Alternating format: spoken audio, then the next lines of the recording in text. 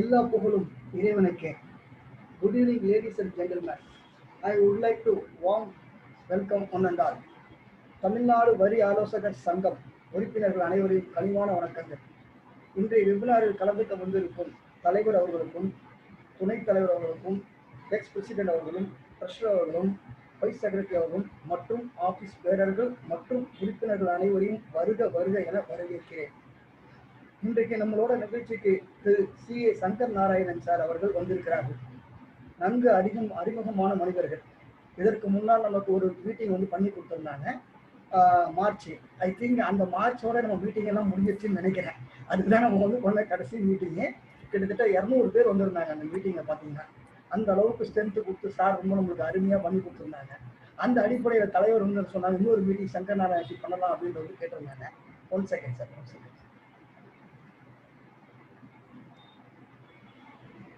அந்த மாதிரி கேட்கும்போது அவங்க திருப்பியும் இந்த மாதிரி ஒரு அரேஞ்ச்மெண்ட் GSTR 9 நம்ம லாஸ்ட் வீக் எடுத்துட்டோம், மண்டே அன்னைக்கு எடுத்துட்டோம். 9C மட்டும் கொஸ்டின் ஆன்சர் நம்ம கிட்ட ஒரு கேட்டிங்கன்னா ரொம்ப பக்கத்தில் உட்கார்ந்து இப்படிதான்பா அப்படின்ற மாதிரி அழகா நம்மளுக்கு பொறுமையா எடுத்து சொல்லக்கூடிய நல்ல ஒரு மனிதர், நல்ல ஒரு ஆசான் நம்மளுக்கு கிடைச்சிருக்காங்க. அவங்க வந்திருக்காங்க. அதை தயவு செஞ்சு எல்லாரும் பயன்பெற்று பெறணும் என்று நான் கேட்டுக்கிறோம்.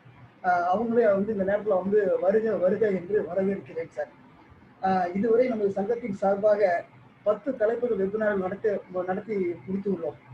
அதில் என்னென்ன தலைப்பு கவர் செய்தோம் என்றால் supply, refund, ITC, RCM, question answer with Tally, CGPA tie-up with TNTC latest development, CA awareness program, price of supply, GSTR 4 annual return, GSTR 9 annual return. இன்னைக்கு 11வது வெபினார் ஜூன் மாதம் ஸ்டார்ட் பண்ணி இன்னைக்கு வரைக்கும் 3 மாசத்துல 11 வெபினார் நம்ம complete பண்றோம். இந்த 11 webinar sir நம்ம சங்கர் நாராயணன் சாருக்கு வழங்க உள்ளார். GSTR 9C மற்றும் ஆனுவல் ரெக்கன்சிலியேஷன் இன்னைக்கு வழங்க உள்ளார். அடுத்தபடியாக ஒரு மரண அறிவிப்பு. நமது சங்கத்தின் உறுப்பினர் மற்றும் மாநில துணை செயலாளர் திரு ஹரிபிரசாத் ராவ் சார் அவர்கள் இன்று காலை மரணம் அடைந்துள்ளார்கள். மற்றும் மிஸ்டர் நடராஜன் ரிட்டையர்டு CTO அவர்கள் 20 நாள் முன்னாடி மரணம் அடைந்தார்கள். அவர்களின் மறைவுக்கு TNTC அனைத்து உறுப்பினர்கள் சார்பாகவும் ஆழ்ந்த இரங்கலை தெரிவித்துக் கொள்கிறோம். அவர்களின் ஆத்மா சாந்தியை அடைய எல்லாம் வல்ல இறைவனை பிரார்த்தனை செய்கிறோம். அவர்களுக்காக 2 நிமிடம் மௌன அஞ்சலி எழுந்து நின்று செலுத்தும் என்று TNTC சார்பாக கேட்டுக்கொள்கிறோம். ஒரு 2 நிமிடம் மட்டும்.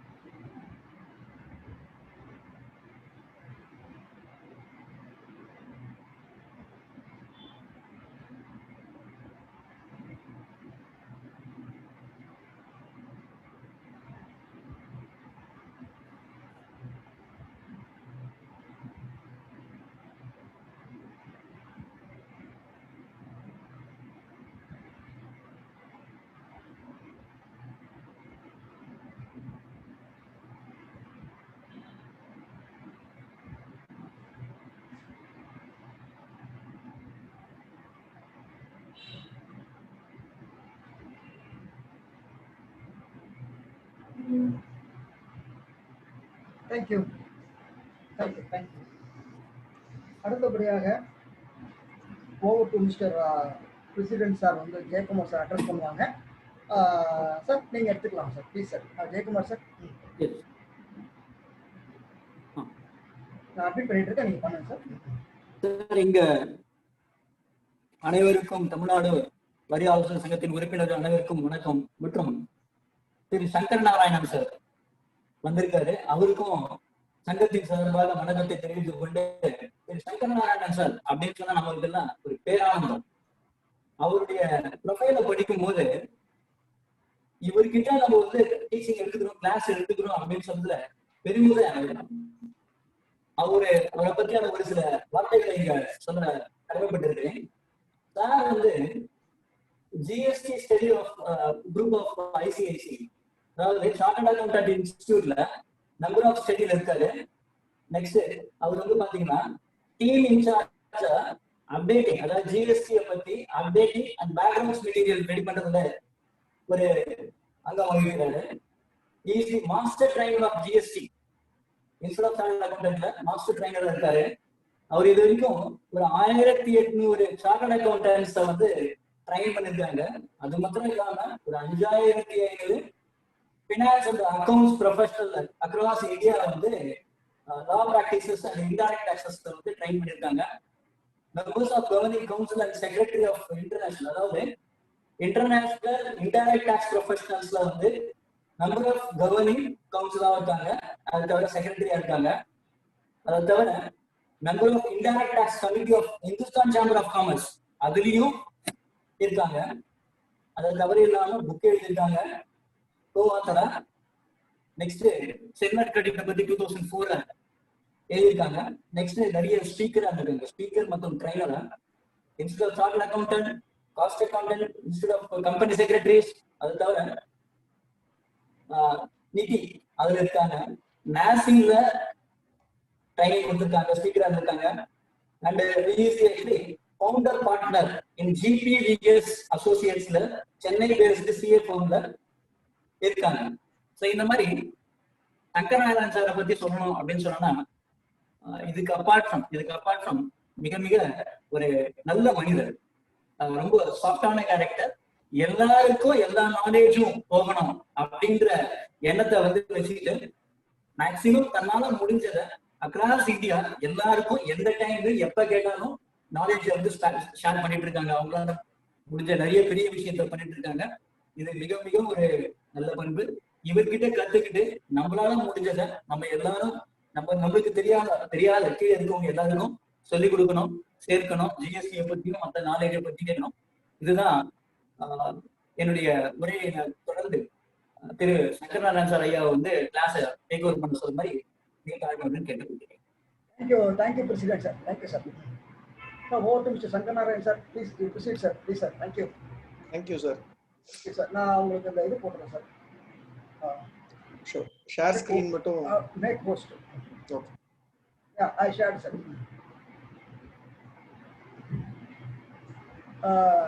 மெம்பர்ஸ் யாராவது உங்க கொஸ்டின்ஸ் ஏதாவது இருந்ததுன்னா அந்த ரைஸ் ஹேண்டுன்னு இருக்கும், அந்த ரைஸ் ஹேண்டை கிளிக் பண்ணுங்க. இல்லைன்னா நீங்க சார்ட்ல போடுங்க, நான் உங்களுக்கு அன்மியூட் பண்ற ஏதாவது வேணும்னா கடைசி எண்ட் ஆஃப் தி செஷன்ல கொஸ்டின் ஆன்சர் கண்டிப்பா எல்லாருக்கும் நாங்க வந்து அன்மியூட் பண்ணி எல்லாரும் பேசுற மாதிரி கொடுப்போம். ப்ளீஸ். தேங்க்யூ. உங்க கொஸ்டின்ஸ் ஏதாவது இருந்தா நீங்க சாட் பாக்ஸ்ல போடுங்க. நன்றி சார். ஓகே, எல்லாருக்கும் இனிய மாலை வணக்கம். ஜெயக்குமார் சாரும் சொன்ன மாதிரி, சம்சுதன் அவரும் சொன்ன மாதிரி, பிசிக்கலா மீட் பண்ண முடியல அப்படின்னாலும் ஏதோ ஒரு விதத்துல மீட் பண்ண முடியுது. அந்த அளவுக்கு டெக்னாலஜி வளர்ந்ததை நம்மளால வந்து அப்ரிஷியேட் பண்ண முடியுது. இதுவும் ஒரு விதமான ஒரு நிலைமைதான். இங்க இருந்தும் நம்ம அடுத்த கட்டத்துக்கு போவோம். இந்த காலகட்டத்துல இந்த மாதிரி விஷயங்கள் கத்துக்கிறதுல இன்னும் கொஞ்சம் ஒரு குறிப்பான நோக்கத்தோட கத்துக்க முடியும். டிராவல் பண்ற டைம் மிச்சமாகுது அப்படின்னு நினைச்சுக்க வேண்டியதுதான். இப்போ GSTR 9C 18-19 இதைத்தான் நாம இப்போ ஃபேஸ் பண்றோம். ஆரம்பத்திலேயே வந்து நான் நேத்திக்கே எக்ஸ்பெக்ட் பண்ண ஒரு விஷயம் இன்னும் நடக்கல. ப்ராப்ளி இன்னும் 10-15 நாள் கூட நடக்கலாம். அது இந்த GSTR 9C உடைய டைம் 30 செப்டம்பர் 2020 அப்படின்னு இருக்கிற அந்த டியூ டேட்டு ஃபர்தரா எக்ஸ்டெண்ட் ஆகுமா அப்படின்னா ஆகும் அப்படிங்கறத என்னுடைய எண்ணம். ஏன்னா எதெல்லாம் வந்து ஆகஸ்ட் வரைக்கும் இருந்ததோ அது எல்லாத்தையும் தள்ளி போட்டிருக்காங்க. ஸோ அப்படி ஆகஸ்ட் வரைக்கும் இருந்தது எல்லாத்தையும் தள்ளி போடும்போது இதுவும் கண்டிப்பா தள்ளிதான் போகணும் அப்படின்னு நான் எதிர்பார்க்கிறேன். எவ்வளவு தள்ளி போகும் தெரியாது. மினிமம் 1 மாசத்துல இருந்து 2 மாசமாவது எக்ஸ்டென்ஷன் வரும். டிசம்பர் வரைக்கும் கொடுத்தாலும் ஆச்சரியப்படுறதுக்கு இல்லை.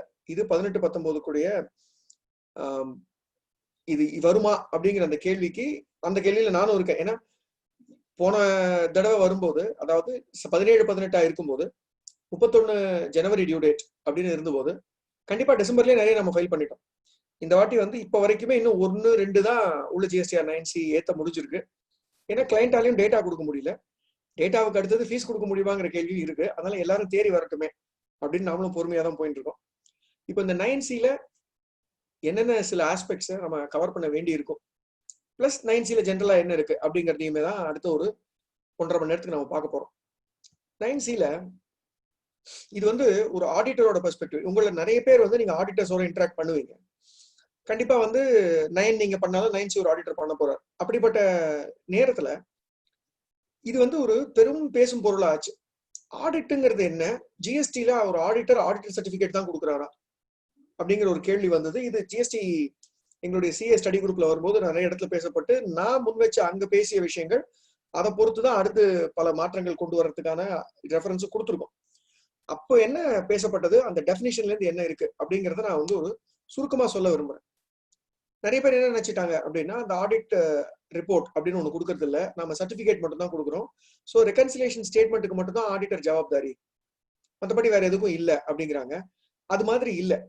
ஏன்னா செக்ஷன் 2 சப்செக்ஷன் 13 சிஜிஎஸ்டி ஆக்ட்ல பாத்தீங்கன்னா ஆடிட்னா என்னன்னு டிஃபைன் பண்றாங்க. அத 2 மேஜர் ஹெட்டா நம்ம பார்க்கலாம். ஒன்னு எக்ஸாமினேஷன், என்னென்னத்தெல்லாம் நம்ம செக் பண்ணணுமோ அதை செக் பண்ணணும். என்ன செக் பண்ணணும்? Records, returns and other documents. இதை நம்ம எக்ஸாமின் பண்ணிருக்கணும் அப்படிங்கிறாங்க. அதுக்கு அடுத்தது வெரிஃபை பண்ணணும் அதோடைய கரெக்ட்னஸ். ரெக்கார்ட்லாம் இருக்கான்னு பார்க்கணும். அப்புறம் இருக்கிற ரெக்கார்டு கரெக்டா இருக்கான்னு செக் பண்ணணும். எதை பொறுத்த மட்டும்? டர்ன் ஓவரை பொறுத்த மட்டும், டாக்ஸஸை பொறுத்த மட்டும், ரீஃபண்ட் கிளைம் பண்ணது, ஐடிசி. இந்த 4 மேஜர். இதை தவிர வேற என்ன கம்ப்ளைண்ட்ஸ் உண்டோ அதை பண்ணியிருக்காரா அப்படிங்கிற இது இரண்டையும் உள்ளடக்கியது தான் ஆடிட். ஸோ முதல் பகுதியில எக்ஸாமினேஷன் நம்ம பண்ணிருக்கணும், வெரிஃபையும் பண்ணிருக்கணும். சரி, இந்த ஆடிட்டுங்கிறது எங்க யூஸ் பண்ணிருக்காங்க அப்படின்னு பாத்தீங்கன்னா செக்ஷன் 35 சப்செக்ஷன் 5ல பயன்படுத்துறாங்க. அதுதானே ஜிஎஸ்டி ஆடிட்டுக்கு அடிப்படை. இதே இந்த ஆடிட்டுங்கிற வார்த்தை செக்ஷன் 66ல இருக்கக்கூடிய ஜிஎஸ்டி ஆடிட்டுக்கும் வருது. 66ல இருக்கக்கூடிய ஜிஎஸ்டி ஆடிட்டுங்கிறது டிபார்ட்மெண்ட் பண்ணக்கூடிய ஆடிட். நான் அதை பத்தி இங்க பேசல. நான் பேசக்கூடியது ஆடிட் அண்டர் செக்ஷன் 35 சப்செக்ஷன் 5. அந்த இங்க வரக்கூடிய ஆடிட்டுங்கிற வார்த்தையும் 2 சப்செக்ஷன் 13ல இருந்து வரக்கூடியதுதான் அப்படிங்கிறது என்னுடைய எண்ணம். அப்படி இருக்கும்போது அதுபடி நாம செய்யக்கூடிய ஆடிட், செக்ஷன் 35 சப்செக்ஷன் 5 படி செய்யக்கூடிய ஆடிட்ல கொடுக்க வேண்டிய அந்த ரெகன்சிலேஷன் ஸ்டேட்மெண்ட் நம்ம பொறுப்பு, ஒத்துக்கிறேன். அதை தவிர்த்து நான் இதை ஆடிட் பண்ணினேன் அப்படிங்கிற அந்த பொறுப்பும் நமக்கு இருக்கு அப்படின்னு நான் நினைக்கிறேன். ஸோ என்ன பொறுத்த மட்டும் examination and verification plus reconciliation statement, இது ரெண்டையும் உள்ளடக்கியது தான் ஜிஎஸ்டி ஆடிட் நான் நினைக்கிறேன். இதுல இந்த எக்ஸாமினேஷன் அண்ட் வெரிஃபிகேஷன் வந்து ஜிஎஸ்டி ஆடிட்டுடைய ஒரு பகுதி, ரெகன்சிலேஷன் ஸ்டேட்மெண்ட்டும் ஆடிட்டுடைய ஒரு பகுதி. இது ரெண்டும் பிரிக்க முடியாது, ரெண்டும் ஒன்று சேர்ந்ததுதான் ஆடிட்டுங்கிறது என்னோட வியூ. வெறும் ரெகன்சிலேஷன் ஸ்டேட்மெண்ட் ஆடிட் ஆகாது. ரெகன்சிலேஷன் ஸ்டேட்மெண்ட் மட்டும் பண்றதா என் வேலை. ஆடிட்டர் வேற யாரோ சார், நான் ஜிஎஸ்டி ஆடிட்டர் இல்ல, நான் தான் ஆடிட்டர், ஆனா நான் ரெகன்சிலேஷன் ஸ்டேட்மெண்ட் மட்டும் தான் இங்க வந்து நான் பதில் சொல்லணும் கிடையாது. இரண்டுமே சேர்ந்தது அப்படிங்கிறது என்னோட வியூ. இப்போ இதை ஃபர்தரா பார்த்தோம்னா ஸ்டாச்சுட்டரி ஆடிட்டர், ஜிஎஸ்டி ஆடிட்டர், நம்மளுடைய ரெஸ்பான்சிபிலிட்டி என்னவா இருக்கு? ஸ்டாச்சுட்டரி ஆடிட்டரா இருக்கிறவரு அந்த எக்ஸாமினேஷன் வெரிஃபிகேஷனை பண்ணிடுறாரு, ஆர் அதுக்கான ரெஸ்பான்சிபிலிட்டி அவருக்கு போயிடுது. ஜிஎஸ்டி ஆடிட்டரா இருக்கிறவர் தான் ரெகன்சிலேஷன் ஸ்டேட்மெண்ட்டுக்கு ஜவாப்தார். சோ எங்க ஸ்டாச்சுட்டரி ஆடிட்டரே ஜிஎஸ்டி ஆடிட்டரோ அங்க 2 ரெஸ்பான்சிபிலிட்டி உங்க ஷோல்டருக்கு வருது. எங்க ஜிஎஸ்டி ஆடிட்டர் வேறு ஸ்டாச்சுட்டரி ஆடிட்டர் வேறோ அப்போ ஜிஎஸ்டி ஆடிட்டர் ரெகன்சிலேஷன் ஸ்டேட்மெண்ட்டுக்கு பொறுப்பேற்றுக்கணும். அந்த ஸ்டாச்சுட்டரி ஆடிட்டரை அவரு எக்ஸாமினேஷன் வெரிஃபிகேஷனுக்கு பொறுப்பாக ஆக்க வேண்டும். அதுதான் அந்த சர்டிபிகேட்ல பாத்தீங்கன்னா பார்ட் பி ஜிஎஸ்டிஆர் 9C-ல the statutory audit is done by so and so அப்படின்னு அவருடைய பேரு, ஃபார்ம் நம்பர் வரைக்கும் நம்ம போடுறோம். அதுக்கான ரீசன் அவரையும் அதுக்கு உட்படுத்துறோம். இந்த ரெஸ்பான்சிபிலிட்டி உங்களுக்கும் இருக்கு அப்படின்னு சொல்லி. அப்போ ஸ்டாச்சுட்டரி ஆடிட்டருக்கு தான் எக்ஸாமினேஷன் வெரிஃபிகேஷனுக்கான ரெஸ்பான்சிபிலிட்டி இருக்கு அப்படிங்கிறது என்னுடைய இன்ஃபரன்ஸ். ஜிஎஸ்டி ஆடிட்டர் ரெகன்சிலேஷன் ஸ்டேட்மெண்ட்டுக்கு அவர் தான் வந்து பொறுப்பு. இது ரெண்டுமே ஒரே ஆளா இருந்துட்டா எல்லாமே உங்க பொறுப்பாயிடுது. வெறும் ஜிஎஸ்டி ஆடிட்டரா இருந்தா அதெல்லாம் அவர் பார்த்துருவாருங்க, பார்த்துட்டாருங்க, என்னோட வேலை ரெகன்சிலேஷன் அப்படின்னு சொல்லிட்டு வெளியே வந்துடலாம். இந்த ஒரு கிளாரிட்டியோட நம்ம அடுத்த ஸ்டெப்புக்கு போவோம். ஏன்னா ஆடிட்லயே சில குழப்பங்கள் இருக்கு. ஜிஎஸ்டில ஸ்டாச்சுட்டரி ஆடிட்டர் ஜிஎஸ்டி ஆடிட்டர் அல்ல அப்படிங்கிற சிச்சுவேஷன்ல என்ன ஆயிடும் அப்படின்னு பாத்தீங்கன்னா, ஜிஎஸ்டி ஆடிட்டரா இருக்கிற என்ன மொத்தமா வந்து எக்ஸாமினேஷன் வெரிஃபிகேஷனுக்கு எனக்கு வந்து ரெஸ்பான்சிபிலிட்டி கிடையாதுன்னு நான் சொல்லிட்டு வெளியில வர முடியாது. ஒரு குறிப்பிட்ட அளவு எக்ஸாமினேஷன் வெரிஃபிகேஷன் நான் பண்ணணும். ஒரு சின்ன சிச்சுவேஷன் நான் கேட்கிறேன், ஐ திங்க் சாட் பாக்ஸ்ல உங்களால அதுக்கு பதில் சொல்ல முடியும்னு நினைக்கிறேன். அதாவது என்னுடைய மொத்த வருமானம் போன வருஷம் 2018-19 வச்சுக்கோமே, 2018-19 என்னுடைய மொத்த வருமானம் 8 கோடி ரூபாய். இப்போ எனக்கு ஜிஎஸ்டிஆர் 9C உண்டா கிடையாதா? எஸ் நோ மட்டும் நீங்க சொன்னா போதும், சாட்ல அனுப்புங்க. என்னுடைய மொத்த வருமானம் 8 கோடி. ஸோ இப்போ எனக்கு GST R 9C reconciliation statement yes or no?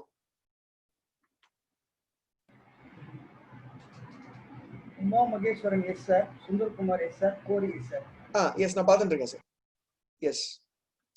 So உங்களுடைய பதில் வந்து இது எல்லாத்துக்குமே வந்து ஆமா சார் எஸ். ஆனால் இதுல ஒரு சின்ன ஒரு மாற்றம் பண்றேன் சார். என் டேர்ன் ஓவர் 8 கோடி இல்ல, என் டேர்ன் ஓவர் 4 கோடி. என் டேர்ன் ஓவர் 4 கோடி. இப்போ எனக்கு ஜிஎஸ்டி ஆடிட் 18-19க்கு உண்டா?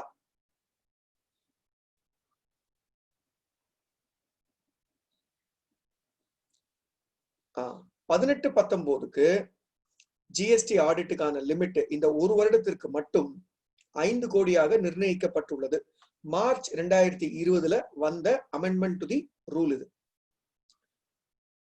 யாரா இருந்தாலும் அன்று 2 கோடிக்கு மேல போனா ஆடிட் அப்படின்னு இருந்த இடத்துல 2 கோடிக்கு மேல போனா ஆடிட்டுங்கிறது தொடருது. ஆனால் 2018-19க்கு மட்டும் அந்த லிமிட் 2 கோடியிலிருந்து 5 கோடியாக உயர்த்தப்படுகிறது. ஸோ 9C பொறுத்த வரைக்கும் 5 கோடிக்கு மேலதான் கம்பல்சரி, அது கீழே கம்பல்சரி கிடையாது. ஸோ இது வந்து ஒரு பேசிக் பாயிண்ட். இந்த வருஷத்துக்கு 18-19க்கு மட்டுமே உரிய ஒரு பாயிண்ட். ரெண்டாவது, இது வந்து நோட்டிபிகேஷன் சார், ரூல்ல வந்த அமெண்ட்மெண்ட். நீங்க லேட்டஸ்ட் அப்டேட்டட் ரூல்ஸ்ல பாத்தீங்கன்னா தெரியும், ரூல் அமெண்ட்மெண்ட் நோட்டிபிகேஷன் வழியா தான் வந்திருக்கும். ஆனா அது வந்து ரூல்ஸ்லயே இருக்கு, லேட்டஸ்டா வந்த ரூல்ஸ்ல இருக்கு. அடுத்தபடியா இப்போ ஒருத்தருக்கு income from house property, income டாக்ஸை பொறுத்த வரைக்கும் 6 கோடி. இன்கம் ஃப்ரம் ஹவுஸ் ப்ராப்பர்ட்டியே அவருக்கு 6 கோடி. அவருக்கு மத்த இன்கம் வந்து பிசினஸ் இன்கம்லாம் ஒண்ணுமே இல்லை, அதர் சோர்சஸ் மட்டும் இருக்கு. அது ஒரு 50 லட்சம்னு வச்சுக்கோங்க. 6.5 கோடி அவருடைய மொத்த டர்ன் ஓவர். இப்போ இவருக்கு ஜிஎஸ்டி ஆடிட் உண்டா? இன்கம் ஃப்ரம் ஹவுஸ் ப்ராப்பர்ட்டி அவருக்கு 6 கோடி, மத்த இன்கம் ஒரு 50 லட்சம். ஸோ 6.5 கோடி அவர் டர்ன் ஓவர். இவருக்கு ஜிஎஸ்டி ஆடிட் உண்டா? மறுபடியும் நீங்க எஸ் நோ அது மூலமா பார்ட்டிசிபேட் பண்ணலாம். இதை தவிர வேற வழியே இல்லை, நாம இப்படி இன்டராக்ட் பண்ணாதான் உண்டு. என்ன கொஞ்சம் முழிச்சிட்டு இருக்கலாம். சோ அவருக்கு ஆடிட் உண்டு அப்படிங்கறத நானும் ஒத்துக்கிறேன். இப்போ முக்கியமான கேள்விக்கு வரேன். அவருக்கு டாக்ஸ் ஆடிட் உண்டா? இன்கம் டாக்ஸ் ஆடிட் உண்டா அவருக்கு? அவர் ஒரு இண்டிவிஜுவலாவோ ஃபர்மாகவோ இருந்தால் 6 கோடி sir turnover, tax audit வராது. ஏன்னா income from business or profession இருந்தா தானே டாக்ஸ் ஆடிட். சோ அவருக்கு டாக்ஸ் ஆடிட் கிடையாது. பிஜிபிபி இருந்தா தானே டாக்ஸ் ஆடிட். அவருக்கு டாக்ஸ் ஆடிட் கிடையாது, ஆனா ஜிஎஸ்டி ஆடிட் உண்டு. சார் அப்ப டாக்ஸ் ஆடிட் இல்லைன்னா அவர் எதுக்கு கீழே ஆடிட் ஆயிருப்பாரு? அவர் கம்பெனி இல்ல, சோ கம்பெனிஸ் ஆக்ட் கீழே ஆடிட் ஆயிருக்க மாட்டாரு. அவர் ஒரு சொசைட்டி இல்ல, சொசைட்டிஸ் ஆக்ட் கீழே ஆடிட் கிடையாது அவருக்கு. அப்ப அவர் எதுக்கு கீழே ஆடிட் ஆயிருப்பாரு? எதுக்கு கீழே ஆடிட் ஆயிருக்க மாட்டாரு. அதனாலதான் நான் இங்க போட்டிருக்கேன், ஜிஎஸ்டி ஆடிட்டர் வெறும் ரெகன்சிலேஷன் ஸ்டேட்மெண்ட்டுக்கு ஜவாப்தாரியாக நிக்க முடியாது. ஏன்னா இப்ப அவருக்கு ஸ்டாச்சுட்டரி ஆடிட்டே இல்ல.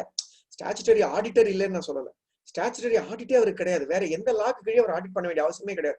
அப்போ ஜிஎஸ்டி ஆடிட்டருக்கு டுவல் ரெஸ்பான்சிபிலிட்டி வருது. ஜிஎஸ்டி ஆடிட்டர் தான் அவருக்கு ஸ்டாச்சுட்டரி ஆடிட்டரும், ஜிஎஸ்டி ஆடிட்டர் தான் அவருக்கு ரெகன்சிலேஷன் ஸ்டேட்மெண்ட் பண்ற GST auditor. So audit under GST அப்படிங்கிறது இப்படியும் வரலாம். இன்கம் டாக்ஸ் படி அவருக்கு ஆடிட் கிடையாதுங்க, வேற எந்த லா படியும் அவருக்கு ஆடிட் கிடையாது. ஜிஎஸ்டி படி ஆடிட் வரலாமா கூடாதா? வருமே, கண்டிப்பா அவர் அதுக்கான ஆடிட் ஃபீ அதுக்கான ஆடிட் ஒர்க்கை பண்ணி தான் ஆகணும் ஜிஎஸ்டி ஆடிட்டர். இதை ஞாபகம் வச்சுக்கணும். ஸோ டாக்ஸ் ஆடிட் இருந்தாதான் ஜிஎஸ்டி ஆடிட்ங்கிற பிளைண்ட் பாசிபிலிட்டி கிடையாது.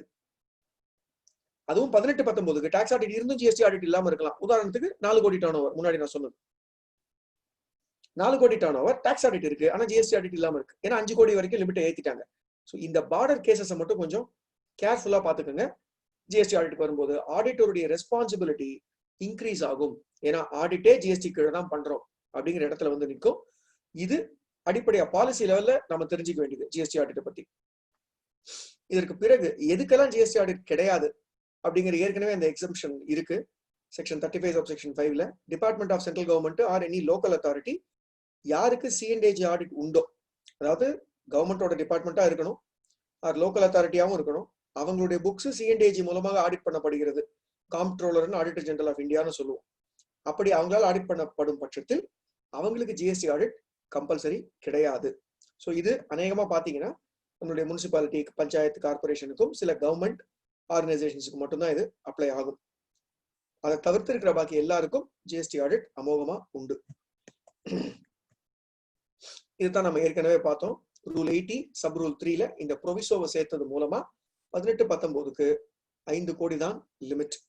அப்புறம் இந்த 5 கோடி எப்படி கால்குலேட் பண்றதுங்கிறது நமக்கு ஏற்கனவே தெரிஞ்ச விஷயம். 9க்கு எப்படி பார்த்தோமோ அதே போலதான் அக்ரிகேட் டர்ன் ஓவர்.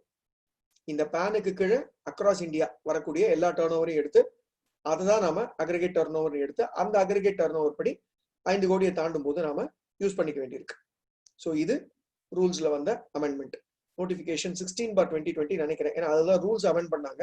இதையும் ரீஃபண்டையும் ஒட்டி மார்ச் 2020ல அது மூலமா ரூல் 80 சப் ரூல் 3ல வந்த அமெண்ட்மெண்ட் அது. அடுத்தபடியா 9C உடைய ஜெனரல் கண்டென்ட் என்ன அப்படின்னு பார்த்தா, பார்ட் ஏல நமக்கு 5 விஷயங்கள் தான் இருக்கு. பார்ட் 1 அவ்வளவு கஷ்டமான விஷயம் இல்லை. பார்ட் பிங்கிறது சர்டிபிகேஷன். சர்டிபிகேஷனுக்குள்ள இப்ப நான் போல. Part 1 basic details. வேற பார்ட் 2ல நாம output tax liability, tax liability இதை பத்தின விஷயங்களை பேசுறோம். பார்ட் 3ல டாக்ஸ் பெய்டு பத்தி பேசுறோம். பார்ட் 4ல ஐடிசியை பத்தி பேசுறோம். பார்ட் 5 ஏதாவது அடிஷனல் லயபிலிட்டி ஆடிட்டரால வருதானா அதை அவர் அங்க சொல்ல போறாரு. ஸோ ஆப்ரேட்டிங் பார்ட் அப்படின்னு பாத்தீங்கன்னா மொத்தம் 3 தான். 2, 3, 4. Output tax liability, RCM liability. இது மூலமா வரக்கூடிய என்னோட லயபிலிட்டியை நான் கேப்சர் பண்ணக்கூடியது. பிளஸ் டாக்ஸ் கட்டினதையும் கட்ட வேண்டியதையும் மேட்ச் பண்ண வேண்டியது பார்ட் 3.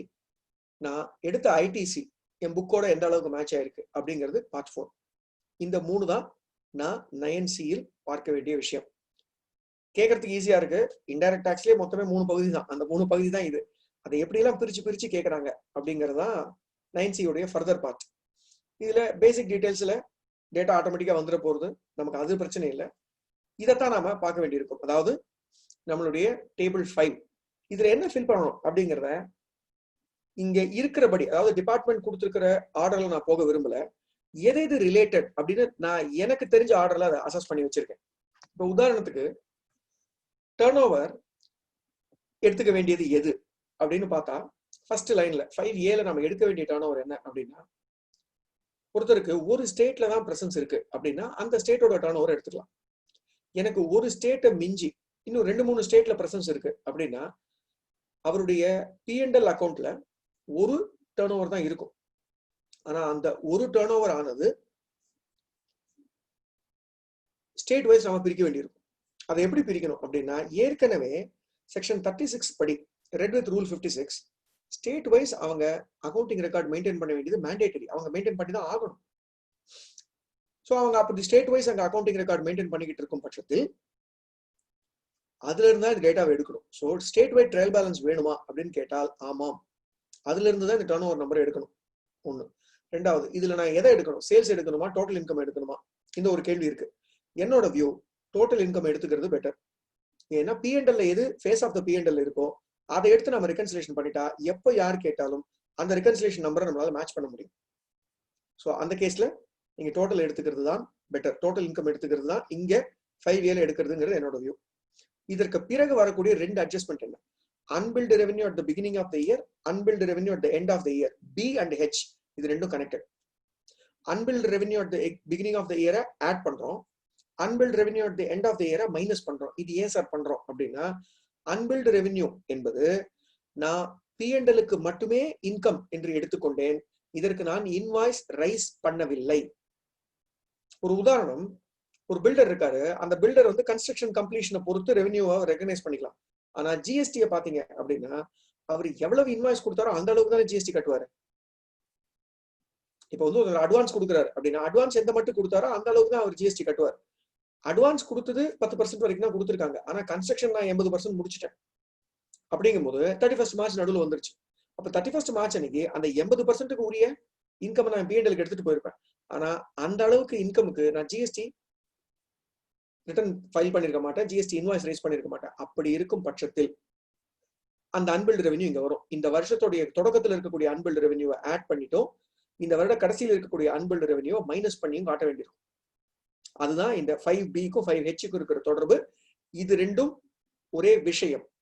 ஓப்பனிங் ஆட் பண்றோம், எண்டிங்கை மைனஸ் பண்றோம். இப்ப அடுத்தது அன்அட்ஜஸ்டட் அட்வான்சஸ். என்னை பொறுத்த வரைக்கும் ரொம்ப முக்கியமான ஒரு இடம். ஏன்னா 17-18 அதுவும் நவம்பர் 17-18 நவம்பர் 14-17-18 வரைக்கும் எப்படி இருந்துச்சுன்னா, குட்ஸா இருந்தாலும் சரி சர்வீஸா இருந்தாலும் சரி இரண்டுக்குமே அட்வான்ஸுக்கு ஜிஎஸ்டி உண்டுன்னு இருந்துச்சு. நவம்பர் 15-2017 தான் பாத்தீங்கன்னா குட்ஸுக்கு தேவையில்லை, சர்வீஸுக்கு மட்டும் உண்டுங்கிற இடத்துக்கு நம்ம வந்தோம். அப்படி இருக்கும்போது அட்வான்ஸுக்கு டாக்ஸை கட்டிவிட்டோம், ஆனால் அதுக்கு இன்வாய்ஸ் ரைஸ் இன்னும் பண்ணவில்லை அப்படின்னா அந்த அன்அட்ஜஸ்டட் அட்வான்ஸ், அதாவது அட்வான்ஸுக்கு டாக்ஸ் செலுத்தப்பட்டு விட்டது, இன்று வரை அதற்கு இன்வாய்ஸ் ரைஸ் செய்யவில்லை அப்படிங்கிற அட்வான்சஸ் இங்க கூட்ட வேண்டியிருக்கும். இது ஏன் இங்க கூட்டணும் அப்படின்னா இது இந்த வருடத்திற்கு உரியது, இந்த வருடத்துக்கு உரிய அட்வான்ஸ், இதை இங்க கூட்டி தானே காட்டணும். ஆனா இப்ப இதுல எனக்கு ஒரு கேள்வி இருக்கு. போன வருஷம் அட்வான்ஸுக்கு டாக்ஸ் கட்டிட்டோம், அந்த அட்வான்ஸ் இன்னைக்கும் பெண்டிங்கா இருக்கு. 2018-19 ஆஃப்செட் ஆகல அப்படின்னா அதை 9Cல காட்டுறதுக்கு இடம் இல்லை. அந்த அட்வான்ஸ் தனியாவே தொங்கிட்டு இருக்கும். 17-18 9Cல வந்த 5Cல வந்த அட்வான்சஸ் அட்ஜஸ்ட் பண்ணாமல் இருந்தது, இன்று வரை அட்ஜஸ்ட் ஆகவில்லை என்றால் 9Cல் அது வருவதில்லை. அதை காட்ட வேண்டிய அவசியம் இல்லை. ஏன்னா அதுக்கான டாக்ஸ் நம்ம அந்த வருஷமே கட்டிட்டோமே, இந்த வருஷம் கட்ட வேண்டாமே. சோ அதனை 5Cல காட்ட வேண்டிய அவசியம் இல்லை. 2018-19 அட்வான்ஸ் வாங்கப்பட்டு வரி செலுத்தப்பட்டு இருக்கிறது. அதுல ஒரு அட்வான்ஸ் இன்னும் இன்வாய்ஸோட அட்ஜஸ்ட் பண்ணப்படாமல் எவ்வளவு பாக்கி இருக்கிறதோ அதை தான் 5Cல காட்டுறோம். 5Iல என்ன காட்டுறோம் அப்படின்னா இந்த வருடத்துடைய தொடக்கத்தில் இருந்த unadjusted advance at the beginning of the financial year காட்டுறோம்.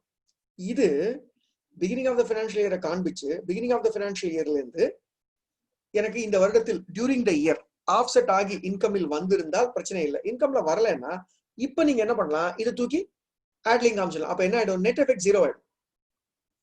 நான் சொன்னேன் இல்லையா 17-18 எண்டிங்கா இருந்துச்சு, அது இப்ப வரைக்கும் எனக்கு அட்ஜஸ்ட் ஆகல அப்படின்னா அதை மைனஸ்லயும் காமிச்சு பிளஸ்லயும் காமிப்போம். இது ஏன் சார் காட்டணும், ரெண்டு இடத்துல காமிக்கலனாலும் எனக்கு டேலி ஆயிடுமே அப்படிங்காதீங்க. காண்பிச்சால்தான் நாளைக்கு அசசி இதை அட்ஜஸ்ட் பண்ணிப்பாரு. 19-20 பண்ணிருப்பாரு அல்லது 20-21 அட்ஜஸ்ட் பண்ணுவார். அப்படி அட்ஜஸ்ட் பண்ணக்கூடிய வருடத்தில் இது முந்தின வருஷம் ரெகன்சிலேஷன்ல இருந்துதான்னு செக் பண்ணணும். சோ இது முந்தின வருட ரெகன்சிலேஷன் இருக்க வேண்டியது மிக முக்கியம், பண்ணி எடுத்துட்டு வாங்க. சோ இதுதான் இந்த 4 லைன். தள்ளி தள்ளி இருந்தாலும் இந்த 4 லைனும் ஒரே விஷயமா பார்க்கணும் அப்படின்னு நான் நினைக்கிறேன். இதற்கு பிறகு இன்னும் 2 விஷயங்கள். ஒண்ணு வரவே வராது 18-19, அது 5G. அந்த 5Gங்கிறது என்னன்னு பாத்தீங்கன்னா ஏப்ரல் 2017 to ஜூன் 2017 டர்ன். இதையே நாம இந்த வருஷம் பார்க்க போறோம். அது 17-18 மட்டுமே உரியது. ஸோ அதுக்கும் நமக்கு சம்மந்தம் இல்லை, தூக்கி போட்டுடலாம். இதே டீம்டு சப்ளை இருக்கு இல்லையா, ஷெட்யூல் 1 டீம்டு சப்ளை, இது கண்டிப்பாக வரும். ஏன்னா இந்த ஷெட்யூல் 1 டீம்டு சப்ளை தான் நம்மளுடைய வேல்யூவை காட்ட போறது. அதாவது இந்த வருடத்துல நாம் பண்ணின டீம்டு சப்ளை, இது என்னுடைய ஸ்டாக் டிரான்ஸ்ஃபரா இருக்கலாம், வித்தின் த யூனிட் பண்ண இன்வாய்சிங்கா இருக்கலாம். ஆனா அதுக்கான டாக்ஸ் நான் செலுத்திட்டேன், அது என் டர்ன் ஓவரில் வராது, அதை இங்க காட்ட வேண்டியிருக்கும். என்னோட பாஸ்ட் எக்ஸ்பீரியன்ஸ்ல என்ன பார்த்தேன் அப்படின்னு பார்த்தேன்னா, சில பேர் ஃபர்ஸ்ட் இயர்ல ஒரு தவறு பண்ணிட்டாங்க. என்ன பண்ணிட்டாங்க, ஃபர்ஸ்ட் இயர் செகண்ட் இயர்லாம் இதையும் சேர்த்து, அதாவது டீம்டு சப்ளையும் சேர்த்து இன்கமா காமிச்சிட்டாங்க. இந்த தவறு நடந்திருக்கு, இதையும் சேர்த்து டர்ன் ஓவர்ல காமிச்சிட்டாங்க. அப்புறம் என்ன ஆயிடுச்சுன்னா பிற்பாடு அதை எனிவே பர்ச்சேஸ்லயும் டோட்டலா கம்பெனில அது நாக் ஆஃப் ஆயிடுச்சு. அப்படி இருந்தாலும் நீங்க டீம்டு சப்ளை தனியா தான் காட்டணும். ஏன்னா ஜிஎஸ்டி படி மட்டும்தான் அது சப்ளையே தவிர இன்கம் டாக்ஸ் ஆக்ட் படி அது சப்ளை கிடையாது. இந்த 2 இப்படி ஃபில்அப் பண்றோம். இதற்கு பிறகு பாத்தீங்க அப்படின்னா நம்மளுடைய கிரெடிட் நோட்ஸ் சம்பந்தப்பட்ட ரெகன்சிலியேஷன். இதுல என்ன பொறுத்த மட்டும் E&F இதை முதல்ல பாத்துருவோம். Credit notes issued after the financial year but reflected in this annual return. So September 30க்குள்ள ஒரு வருடத்திற்கு அடுத்த வருட செப்டம்பர் 30க்குள்ள கிரெடிட் நோட் கொடுக்கலாம் அப்படின்னு சட்டத்துல இருக்கு. அதுக்குள்ள கிரெடிட் நோட் கொடுத்துறோம். அந்த கிரெடிட் நோட்டுக்கான impact issued after the end of the financial year but reflected in the annual return. நம்மளுடைய GSTR 9ல வந்துருச்சு, ஆனா நம்மளுடைய புக்ஸ்ல வரல. அப்படிங்கும்போது புக் டர்ன் ஓவர்ல இருந்து இதை கழித்து காட்ட வேண்டும். அதனால அதை ஈல கழித்து காட்டுறோம், 5Eல. இதே ஜேல என்ன அப்படின்னா credit notes accounted for the audited, I mean இந்த ஃபினான்ஷியல் இயருக்கான, அதாவது இந்த ஃபினான்ஷியல் இயருக்கு உரியது ஆடிட்டட் ஃபினான்ஷியல் ஸ்டேட்மெண்ட்ல காமிச்சிட்டோம், மைனஸ் பண்ணி காண்பிச்சிட்டோம். ஆனா ஜிஎஸ்டி படி அது பர்மிசபிள் கிடையாது. ஜிஎஸ்டி படி பர்மிசபிள் கிடையாதுன்னா என்ன, உதாரணத்துக்கு 15 சப்செக்ஷன் 3 கிளாஸ் பி எடுத்துக்கிறேன். Valuation 15 subsection 3 clause B exclusions படி பாத்தீங்க அப்படின்னா போஸ்ட் சப்ளை டிஸ்கவுண்டாக இருக்கும் பட்சத்தில் 3 கண்டிஷன் சாட்டிஸ்ஃபை ஆகணும்னு சொல்றாங்க. ஒன்னு, அது இன்வாய்ஸ் வைஸ் மேட்ச் ஆகணும். இரண்டாவது, அது ப்ரீ அக்ரீடாக இருத்தல் வேண்டும். மூன்றாவது, என்னுடைய ரெசிபியன்ட் அதுக்கான ஐடிசியை ரிவர்ஸ் பண்ணணும். இந்த 3 கண்டிஷனும் சாட்டிஸ்ஃபை ஆனாதான் நீங்க கொடுக்கக்கூடிய அந்த போஸ்ட் சப்ளை டிஸ்கவுண்ட் ஆனது செல்லுபடி ஆகும் அப்படிங்கிறாங்க. இப்போ இதுல நாட் பர்மிசபிள், இந்த டிஸ்கவுண்ட் வந்து பர்மிசபிள் கிடையாது கவர்மெண்டால் அப்படிங்கும்போது நான் டிஸ்கவுண்ட் கொடுக்குறேன், கொடுத்துக்கோங்க. அந்த டிஸ்கவுண்ட் தான் எஃப்ல ரிப்போர்ட் பண்ண போறீங்க. Trade discounts accounted in the audited financial statement but are not permissible under GST. ஜிஎஸ்டிக்கு அது வராது, அது ஜிஎஸ்டி டர்ன் ஓவரே குறைக்காது. ஆனா உங்களுடைய P&L வந்த டர்ன் ஓவர் அது குறைத்து விட்டது. ஸோ அதனால அதை கூட்டுங்க, 5Fல போடுங்க. அப்போ 5J என்ன, எஃப் மாதிரியே தானே இருக்கு அப்படின்னா, ஆமா எஃப் மாதிரியே தான் இருக்கு. ஆனால் ட்ரேட் டிஸ்கவுண்டை தவிர்த்தும் சில கிரெடிட் நோட்டுகள் ரைஸ் பண்ணப்படும். உதாரணத்துக்கு பேட் டெட்ஸ். என்னுடைய கஸ்டமர் எனக்கு பேமெண்ட் கொடுக்கல, நான் எப்படி அவங்க கிட்ட இருந்து அந்த டிரான்சாக்ஷன் நாக் ஆஃப் பண்ணுவேன்? கிரெடிட் நோட் தானே போடுவேன். பேட் டெட்ஸுக்கு ஜிஎஸ்டியை குறைச்சிக்க முடியாது, ஆனா உங்க டர்ன் ஓவரை குறைச்சிக்கலாம் இல்லையா? உங்க டர்ன் ஓவரை நீங்க கிரெடிட் நோட் போட்டு குறைச்சிக்கலாம். ஆனால் ஜிஎஸ்டி டர்ன் ஓவர் நீங்க அதிகப்படியான டர்ன் ஓவர் தான் டாக்ஸ் கட்டி ஆகணும். அதனாலதான் ஜேல உங்களை கிரெடிட் நோட் ஆட் பண்ண சொல்றாங்க. சோ ட்ரேட் டிஸ்கவுண்டாக இருக்கும் பட்சத்தில் எஃப்ல காமிச்சிருங்க, அதுவும் கிரெடிட் நோட் தான் நம்மளை பொறுத்த வரைக்கும். கிரெடிட் நோட் ட்ரேட் டிஸ்கவுண்டை தவிர்த்து உள்ள கிரெடிட் நோட் ஜிஎஸ்டியில் ஒத்துக்கொள்ளப்பட மாட்டாது. ஆனால் புக் டர்ன் ஓவரில் அது குறைக்கப்பட்டு விட்டது அப்படின்னா அதை 5Jல காட்டும். ஸோ 5EFJ கிரெடிட் நோட்டுக்கு மட்டுமே உரியது. பட் என்னென்ன ரீசனுக்கு அப்படிங்கிறத இப்ப பார்த்தோம். இதுக்கு பிறகு பார்த்தோம்னா பாக்கி இருக்கிறது என்ன, 5K அப்படிங்கிறது ஜென்ரலா SEZ யூனிட்டுக்கு தவிர வேற யாருக்குமே நம்ம அதை தொட வேண்டிய அவசியம் இல்லை. ஏன்னா ஒரு SEZ யூனிட் பண்ணக்கூடிய சப்ளை SEZ யூனிட்டோட டர்ன் ஓவர்ல சேரும், அதாவது புக் டர்ன் ஓவரில் சேரும். ஆனால் ஜிஎஸ்டி டர்ன் ஓவரில் SEZ யூனிட் பண்ணக்கூடிய டர்ன் ஓவர் DTAவுக்கு இருக்குமே ஆனால், டொமஸ்டிக் டாரிஃப் ஏரியாவுக்கு, SEZல இருந்து நமக்கு விற்கிறாங்க, தாம்பரம் மெப்ஸ்ல இருந்து இங்க இருக்கிற கிண்டியில இருக்கிற எனக்கு விற்கிறாங்க, வித்தாங்கன்னா அப்ப அதனால என்ன ஆகும் அப்படின்னா, அப்படி அவங்க எனக்கு விற்கும் பட்சத்தில் அதுக்கு ஜிஎஸ்டி வருமா அப்படின்னா ஜிஎஸ்டி வராது, அது கஸ்டம்ஸ்ல போயிடும். ஏன்னா SEZல இருந்து வெளியே வரும்போது customs duty bill of entry தான் தாக்கல் பண்ணணும், அங்க போயிடும். ஆனா இந்த டர்ன் ஓவர் ஜிஎஸ்டில காட்டக்கூடாது, ஏன்னா இந்த கஸ்டம்ஸ்க்கு போயிடுச்சு இல்லையா. SEZ யூனிட்டுக்கான டர்ன் ஓவர்ல இது இருக்கும், இதை கழித்து விட்டணும், அப்பதான் ஜிஎஸ்டி டர்ன் ஓவரோட மேட்ச் ஆகும். ஏன்னா இது கஸ்டம்ஸ் டர்ன் ஓவர், அதனாலதான் 5K கொடுத்துருக்காங்க. ஸோ இது நம்ம யாருக்கும் சாதாரணமா வராது. SEZ யூனிட்டுக்கு ஃபைல் பண்ணா மட்டும்தான் 5Kவை நீங்க தொட வேண்டியிருக்கும். அதற்கு பிறகு 5L என்ன அப்படின்னு பாத்தீங்கன்னா, காம்போசிஷன் ஸ்கீம்ல உங்களுக்கு ஒருவேளை இந்த பீரியட்ல டர்ன் ஓவர் இருந்தால், இது வந்து கொஞ்சம் இந்த சூரியவம்சம் சரத்குமார் லைன் நான் சொல்லுவேன். ஏன்னா யோசிச்சு பாருங்க, 2018-19 ஒருத்தர் ஆரம்பத்துல காம்போசிஷன்ல இருந்திருக்கணும், அப்புறம் திடீர்னு ஒரே பாட்டுல அவர் நிறைய சம்பாதிச்சு காம்போசிஷன்ல இருந்து நார்மலா மாறி இருக்கணும், அதற்கு பிறகு இன்னும் அதிகமா சம்பாதிச்சு நார்மல்ல இருந்து 5 கோடியை தாண்டி அவர் ஆடிட்டுக்கும் வந்திருக்கணும். அப்படி இருந்தாதான் இந்த லைனை ஃபில் பண்ண வேண்டியிருக்கும். அநேகமா அந்த அளவுக்கு சரத்குமார் யாராவது இருந்தாங்கன்னா ஃபில் பண்ணுங்க, இல்லைன்னா இது நம்ம யாரும் ஃபில் பண்ண வேண்டிய அவசியம் இருக்காது. ஏன்னா அப்போ அவர் ஃபர்ஸ்ட் 2 மாசம் காம்போசிஷனா இருந்தார் சார், அதுக்கு பிறகு நார்மல் ஆனார் சார், 6 மாசத்துக்கு பிறகு 5 கோடியை தாண்டிட்டார் சார் அப்படின்னீங்கன்னா அப்பதான் அவருக்கு அந்த ஃபர்ஸ்ட் 2 months டர்ன் ஓவரை நீங்க இந்த 5Lல ஃபில் பண்ண வேண்டியிருக்கும். இதற்கு பிறகு 5M turn over adjustment, section 15 worth செய்யக்கூடிய டர்ன் ஓவர் அட்ஜஸ்ட்மெண்ட். செக்ஷன் 15க்கு உரித்தான டர்ன் ஓவர் அட்ஜஸ்ட்மெண்ட் என்னவா இருக்கும் அப்படின்னு பாத்தீங்கன்னா, ரொம்ப முக்கியம் என்ன பொறுத்த வரைக்கும் ஃப்ரைட். இப்ப சில பேர் என்ன பண்ணுவாங்கன்னா, கஸ்டமரை பில் பண்ணும்போது பேசிக் வேல்யூ ஃப்ரைட் ரெண்டுத்தையும் சேர்த்து பில் பண்ணுவாங்க, அதுக்கான ஜிஎஸ்டியும் கட்டிடுவாங்க. ஆனா அவங்க புக்ஸ்ல போய் பார்க்கும்போது பேசிக் வேல்யூ மட்டும் தான் சேல்ஸ்னு காமிச்சிருப்பாங்க, ஃப்ரைட் எடுத்துட்டு போய் ஃப்ரைட் எக்ஸ்பென்ஸ் அக்கௌண்ட்ல கிரெடிட் பண்ணிடுவாங்க. அப்ப என்ன ஆகுது, அது வந்து ஒரு inclusion, incidental expenses. Section 15 subsection 2 படி அது ஒரு இன்சிடென்டல் எக்ஸ்பென்சஸ்ங்கிற முறையில வேல்யூ ஆஃப் சப்ளைல ஆட் ஆகுது. ஆனால் அது டர்ன் ஓவரில் ஒரு பகுதியாக இருப்பதில்லை. ஆனா அதையும் சேர்த்தாதான் என்னோட ஜிஎஸ்டி டர்ன் ஓவரோட மேட்ச் ஆகும். ஏன்னா மேல வெறும் பேசிக் வேல்யூ மட்டும் தான் இருக்கு, நான் அது கூட ஃப்ரைட் வேல்யூவை சேர்க்கணும். அந்த கட்டத்துல அந்த ஃப்ரைட் வேல்யூவை கொடுக்க வேண்டிய இடம் 5M. இது போல பிளஸும் வரலாம் மைனஸும் வரலாம். எப்படி சார் மைனஸ் வரும் அப்படின்னு கேட்டீங்கன்னா, ஒரு உதாரணம் சொல்றேன். நான் வந்து ஒரு ஏர்லைன் ஏஜென்ட் ஆர் நான் ஒரு செகண்ட் ஹேண்ட் குட்ஸ் டீலர், ரெண்டுல எதுவா இருந்தாலும் எனக்கு ஸ்பெஷல் மெத்தட் ஆஃப் வேல்யூவேஷன் கொடுத்துருக்காங்க ரூல் 32 படி.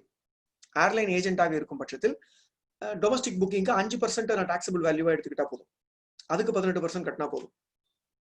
இன்டர்நேஷனல் புக்கிங்க்கு 10% டாக்ஸபிள் வேல்யூ எடுத்து அதுக்கு 18% கட்டினா போதும். இதைத்தான் நான் இங்க பண்றேன். அப்போ என்னுடைய P&L டர்ன் ஓவர் வேறையாக இருக்கும். ஏன்னா நான் ஜிஎஸ்டி படி ஒரு டீம்டு வேல்யூ எடுத்துக்கிறேன் ஜிஎஸ்டி கட்டுறது. அப்ப என் P&L டர்ன் ஓவர் அது ஒன்னா இருக்கணுங்கிற அவசியம் இல்லை. அந்த நேரத்துல பிளஸ் ஆர் மைனஸ் அதை இங்க காட்ட வேண்டி இருக்கலாம்.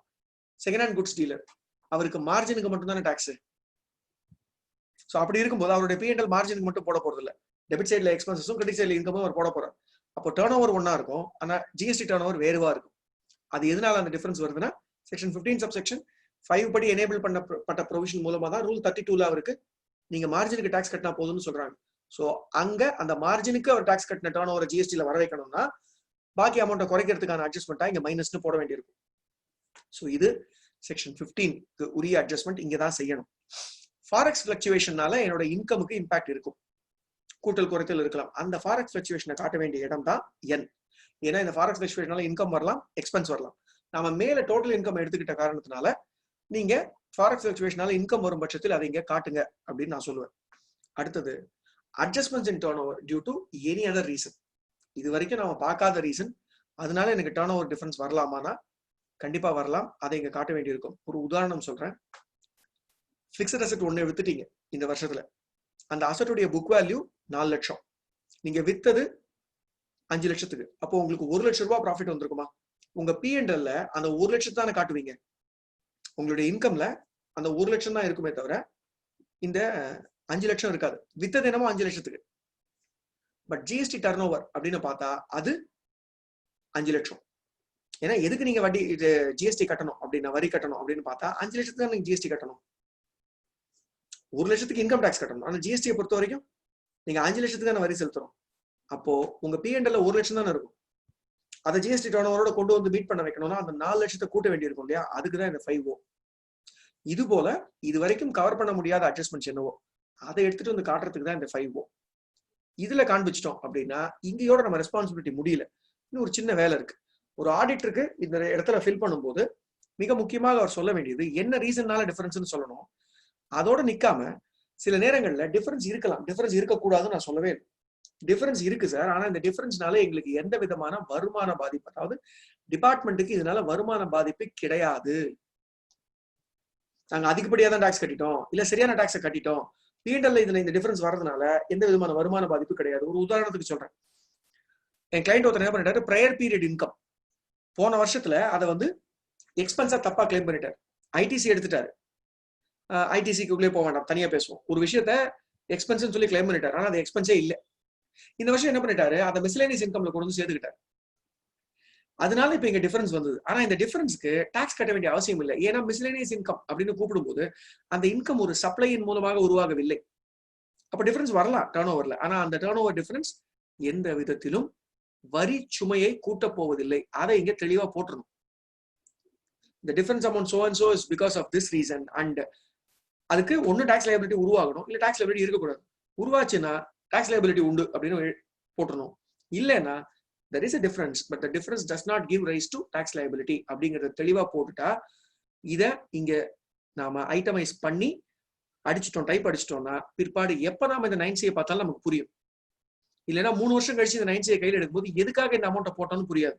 இந்த 5Oல இந்த அமௌண்ட்டை போட்டுட்டு முழிக்கிறவங்க நிறைய பேர் இருக்காங்க. 17-18க்கு இப்ப உங்களுக்கு ஞாபகம் வரல. யோசிச்சு பாருங்க, 17-18 ஃபைல் பண்ணி ஒரு 6 மாசம் ஆயிருக்கு. இன்னும் நம்ம 2 வருஷம்லாம் கழிச்சு 17-18 18-19 கேட்டா எங்க போவோம்? அதனால 5Oல போட்டாலும் அதுக்கான ரீசன் இங்க போடுங்க. இல்ல நான் டிஃபரன்ஸாவே காண்பிச்சுக்கிறேன் சார் அப்படின்னா டிஃபரன்ஸா காண்பிச்சாலும் ரீசன் என்ன அப்படிங்கறத இங்க போட்டுருங்க அப்படிங்கறத என்னுடைய ரிக்வெஸ்ட். இதை பண்ணாலும் நமக்கு யூஸ்ஃபுல்லா இருக்கும். அதுல எல்லாத்துலயுமே ஒரு ஆங்கிள் என்னன்னா, இதுக்காக கவர்மெண்ட்டுக்கு வரி செலுத்த வேண்டி இருக்குமா இருக்காதா? செலுத்த வேண்டி இருக்கும் அப்படின்னா கண்டிப்பா நம்ம அதை சொல்ல வேண்டி இருக்கும். செலுத்த வேண்டியது இல்லைன்னா அதையும் சொல்லிடுங்க. சோ தட் டிஃபரன்ஸ்னாலே ஆடிட்டர் ஆஃபீஸர் உடனே நோட்டீஸ் இஷ்யூ பண்ணிட மாட்டார். நோட்டீஸ் இஷ்யூ பண்ணா நம்ம பதில் சொல்லலாம், நான் தான் சொல்லியிருக்கேன் டிஃபரன்ஸ், ஆனா அந்த டிஃபரன்ஸ்னால வரி கூடாதுன்னு சொல்லியிருக்கேனே அப்படிங்கறத நாம போய் ப்ரூவ் பண்ண முடியும். அடுத்தபடியாக இதே நம்மளுடைய டர்ன் ஓவர், ஆனா அதுல டாக்ஸ் கட்ட வேண்டியது அல்ல, கட்ட வேண்டிய அவசியம் இல்லை அப்படிங்கிற டர்ன் ஓவர். உதாரணத்துக்கு எக்ஸாம்பிள் டர்ன் ஓவரோ அல்லது ஜீரோ ரேட்டட் அண்டர் LUT பண்ணிருப்போம், அதுவோ அதை எல்லாத்தையும் கழிக்கிறோம். இது ஏற்கனவே நம்மளுடைய டர்ன் ஓவர் மேட்ச் ஆகி இருக்கும் பட்சத்தில் 4 டேபிள் 9ல பண்ணிருக்க போறோம், GSTR 9ல அதே தான் இங்க திருப்பியும் பண்ண போறோம். பண்ணிட்டு இங்க டர்ன் ஓவருக்கு டிஃபரன்ஸ் கொண்டு வர போறோம்.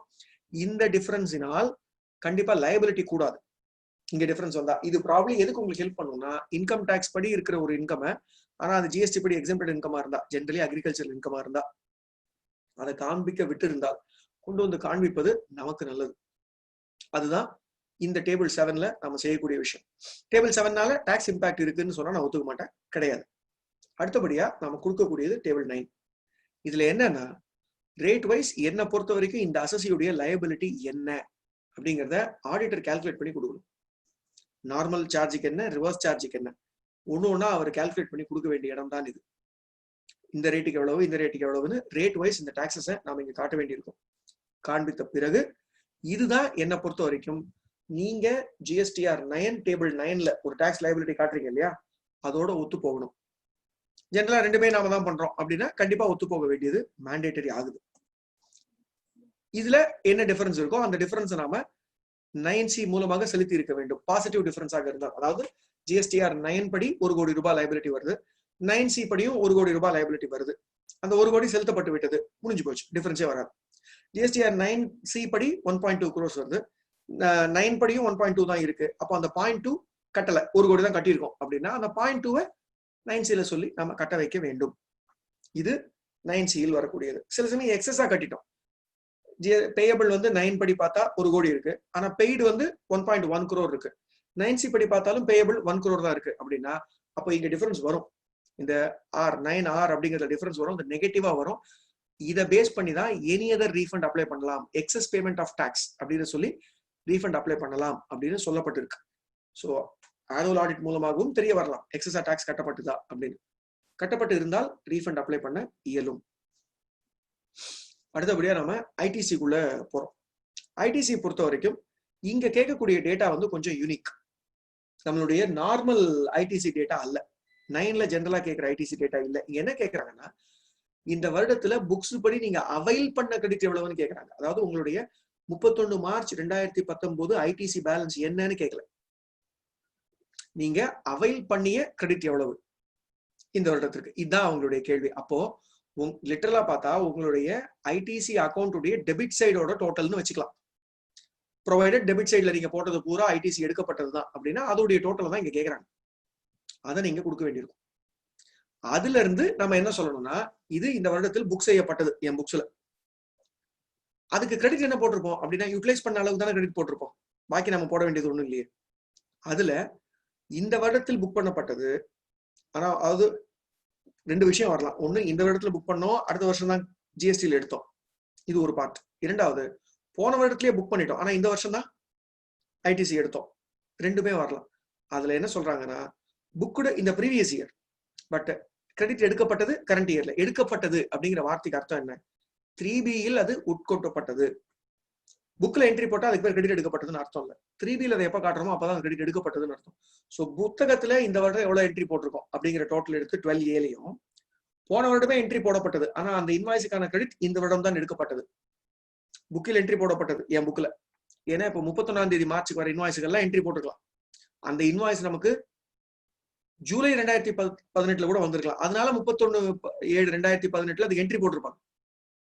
ஆனா அதுக்கான கிரெடிட்டை பின்னாடி போய் அவங்களால மார்ச் மாசம் ரிட்டர்ன்ல எடுக்க முடியாது இல்லையா.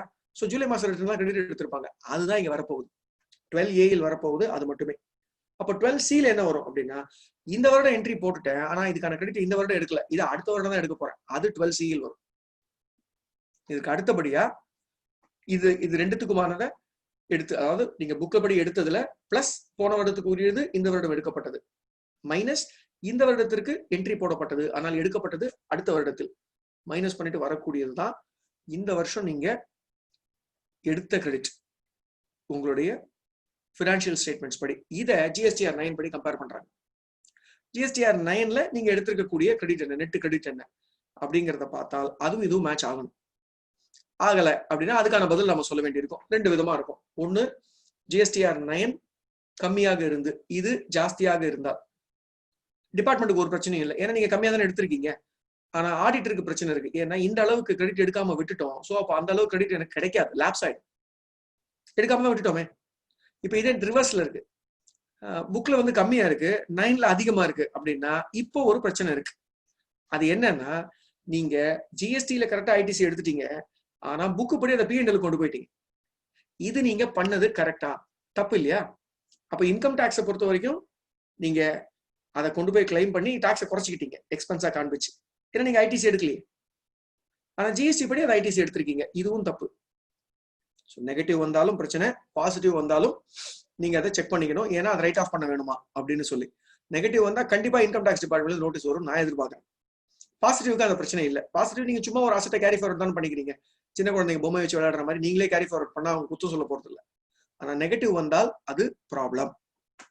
ஸோ இந்த 12 டேபிள வந்து டிபார்ட்மெண்ட் என்ன சொல்லிட்டாங்கன்னா, அவங்க நவம்பர் மாசம் 26 நவம்பர் 2019 கொடுத்த ப்ரெஸ் ரிலீஸ் படியும் நோட்டிபிகேஷன் படியும் இது, அதாவது 12B and C மேண்டேட்டரி கிடையாது பாத்துக்கங்க அப்படின்னு சொல்லியிருக்காங்க. அந்த மேண்டேட்டரி கிடையாதுன்னு அவங்க சொல்லிட்ட காரணத்தினால அதை சாய்ஸ்ல விட்டுட வேண்டாம்ங்கிறது என்னோட ரிக்வெஸ்ட்.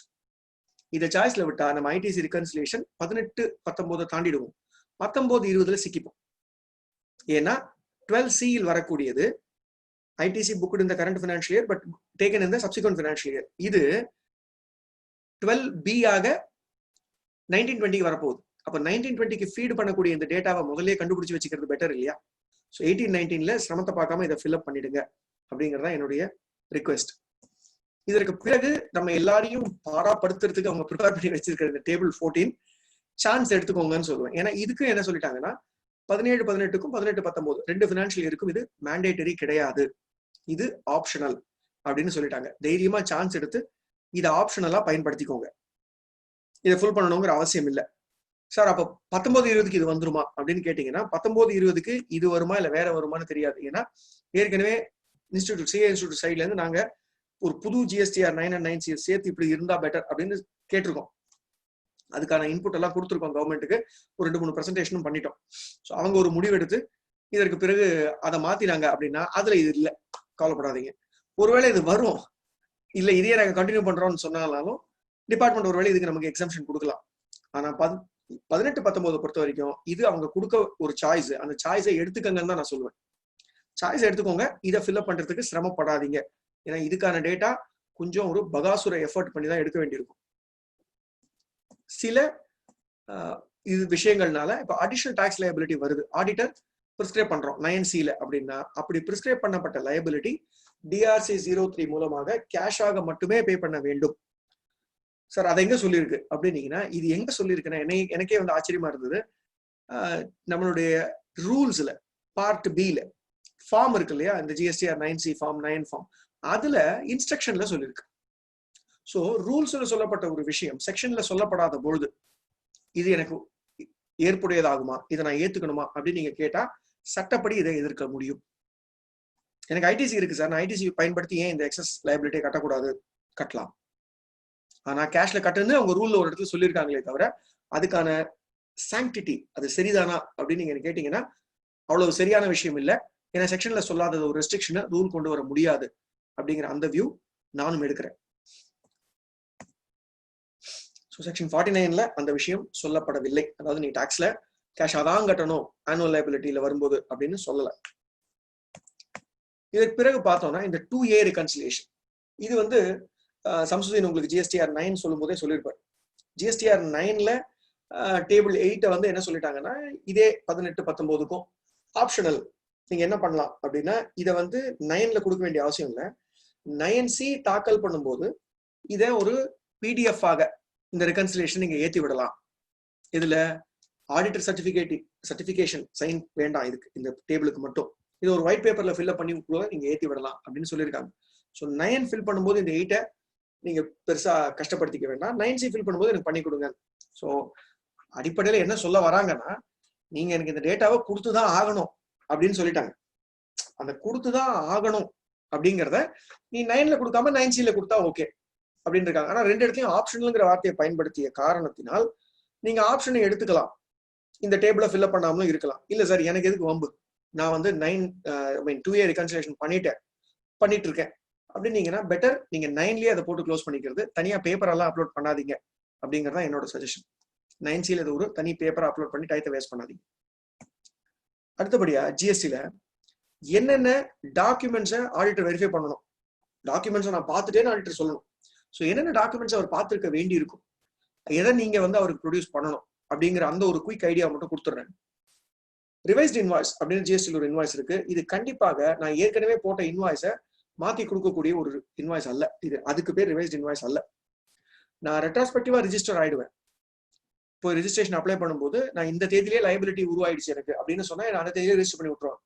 அப்படி என்னை ரிஜிஸ்டர் பண்ணி விடும் பட்சத்தில் என்னை ரெட்ராஸ்பெக்டிவாக ரிஜிஸ்டர்டு எந்த தேதியில் குறிப்பிட்டார்களோ அதிலிருந்து இன்றைய தேதி வரை உள்ள பீரியடுக்கு நான் இந்த ரிவைஸ்ட் இன்வாய்ஸை கொடுக்கணும். அந்த ரிவைஸ்ட் இன்வாய்ஸ் ஒரு ரெஜிஸ்ட்ரேஷனுக்கு அவருடைய லைஃப்ல ஒரு தடவை தான் வரும். ஸோ அது ஒரு one of the documents. Tax invoice நம்ம எல்லாருக்கும் நார்மலா தெரிஞ்ச டாக்குமெண்ட். பில் ஆஃப் சப்ளை இது ஒரு எக்ஸாம்டட் சப்ளைக்கோ அல்லது ஒரு காம்போசிஷன் டீலருக்கு வரக்கூடியது. காம்போசிஷன் டீல் தான் வரும். ஜிஎஸ்டி ஆடிட் வரவருக்கு எப்படி வரும் அப்படின்னு கேட்டீங்கன்னா, எக்ஸாம்டட் சப்ளை மட்டுமே நான் செய்திருந்தால் ஒரு டிரான்சாக்ஷன்ல எக்ஸாம்டட் சப்ளைக்கு டாக்ஸ் இன்வாய்ஸ் போட முடியாது, பில் ஆஃப் சப்ளை போட இயலும். இதற்கு பிறகு ரெசிட் வவுச்சர். நம்ம அட்வான்ஸுக்கு டாக்ஸ் கட்ட வேண்டியவங்களா இருந்தால் மிக முக்கியமான ஒரு டாக்குமெண்ட் நம்ம கையில இருக்கும். ஆடிட்டரும் வெரிஃபை பண்ண வேண்டிய டாக்குமெண்ட் ரெசிட் வவுச்சர். இது குட்ஸுக்கும் உண்டு, சர்வீஸ்க்கும் உண்டு. என்ன, குட்ஸுக்கு டாக்ஸ் கிடையாது, சர்வீஸுக்கு டாக்ஸோட இருக்கணும் ரெசிட் வவுச்சர். இப்படி நான் வாங்கின அட்வான்ஸ் ரெசிட் வவுச்சர்ல நான் வாங்கின அட்வான்ஸை திருப்பி கொடுத்துட்டேன். யாருக்கு திருப்பி கொடுத்துட்டேன்னா எனக்கு அட்வான்ஸ் கொடுத்தவருக்கே திருப்பி கொடுத்துட்டேன். அப்படி கொடுக்கும்போது அது ரீஃபண்ட் வவுச்சர்ல வரப்போகுது. அடுத்தபடியா செல்ஃப் இன்வாய்ஸ்.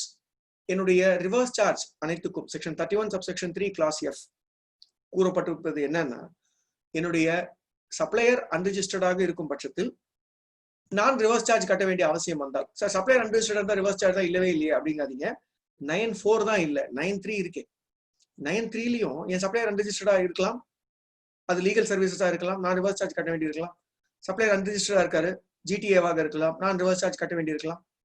அப்படி நான் செலுத்த வேண்டும் அப்படிங்கும் போது செக்ஷன் 31 சப்செக்ஷன் 3 கிளாஸ் எஃப் படி நான் கண்டிப்பாக செல்ஃப் இன்வாய்ஸ் போட்டு இருக்க வேண்டும். பேமெண்ட் செல்லான வச்சு கிரெடிட் எடுக்க முடியாது, எடுத்தால் செல்லாது. செல்ஃப் இன்வாய்ஸ் போட்டு தான் எடுக்கணும். அந்த செல்ஃப் இன்வாய்ஸ் ஆனது ஒரு மாதத்திற்கு ஒரு வாட்டி சேர்த்து போடலாம் அப்படின்னு சொல்லப்பட்டிருக்கு.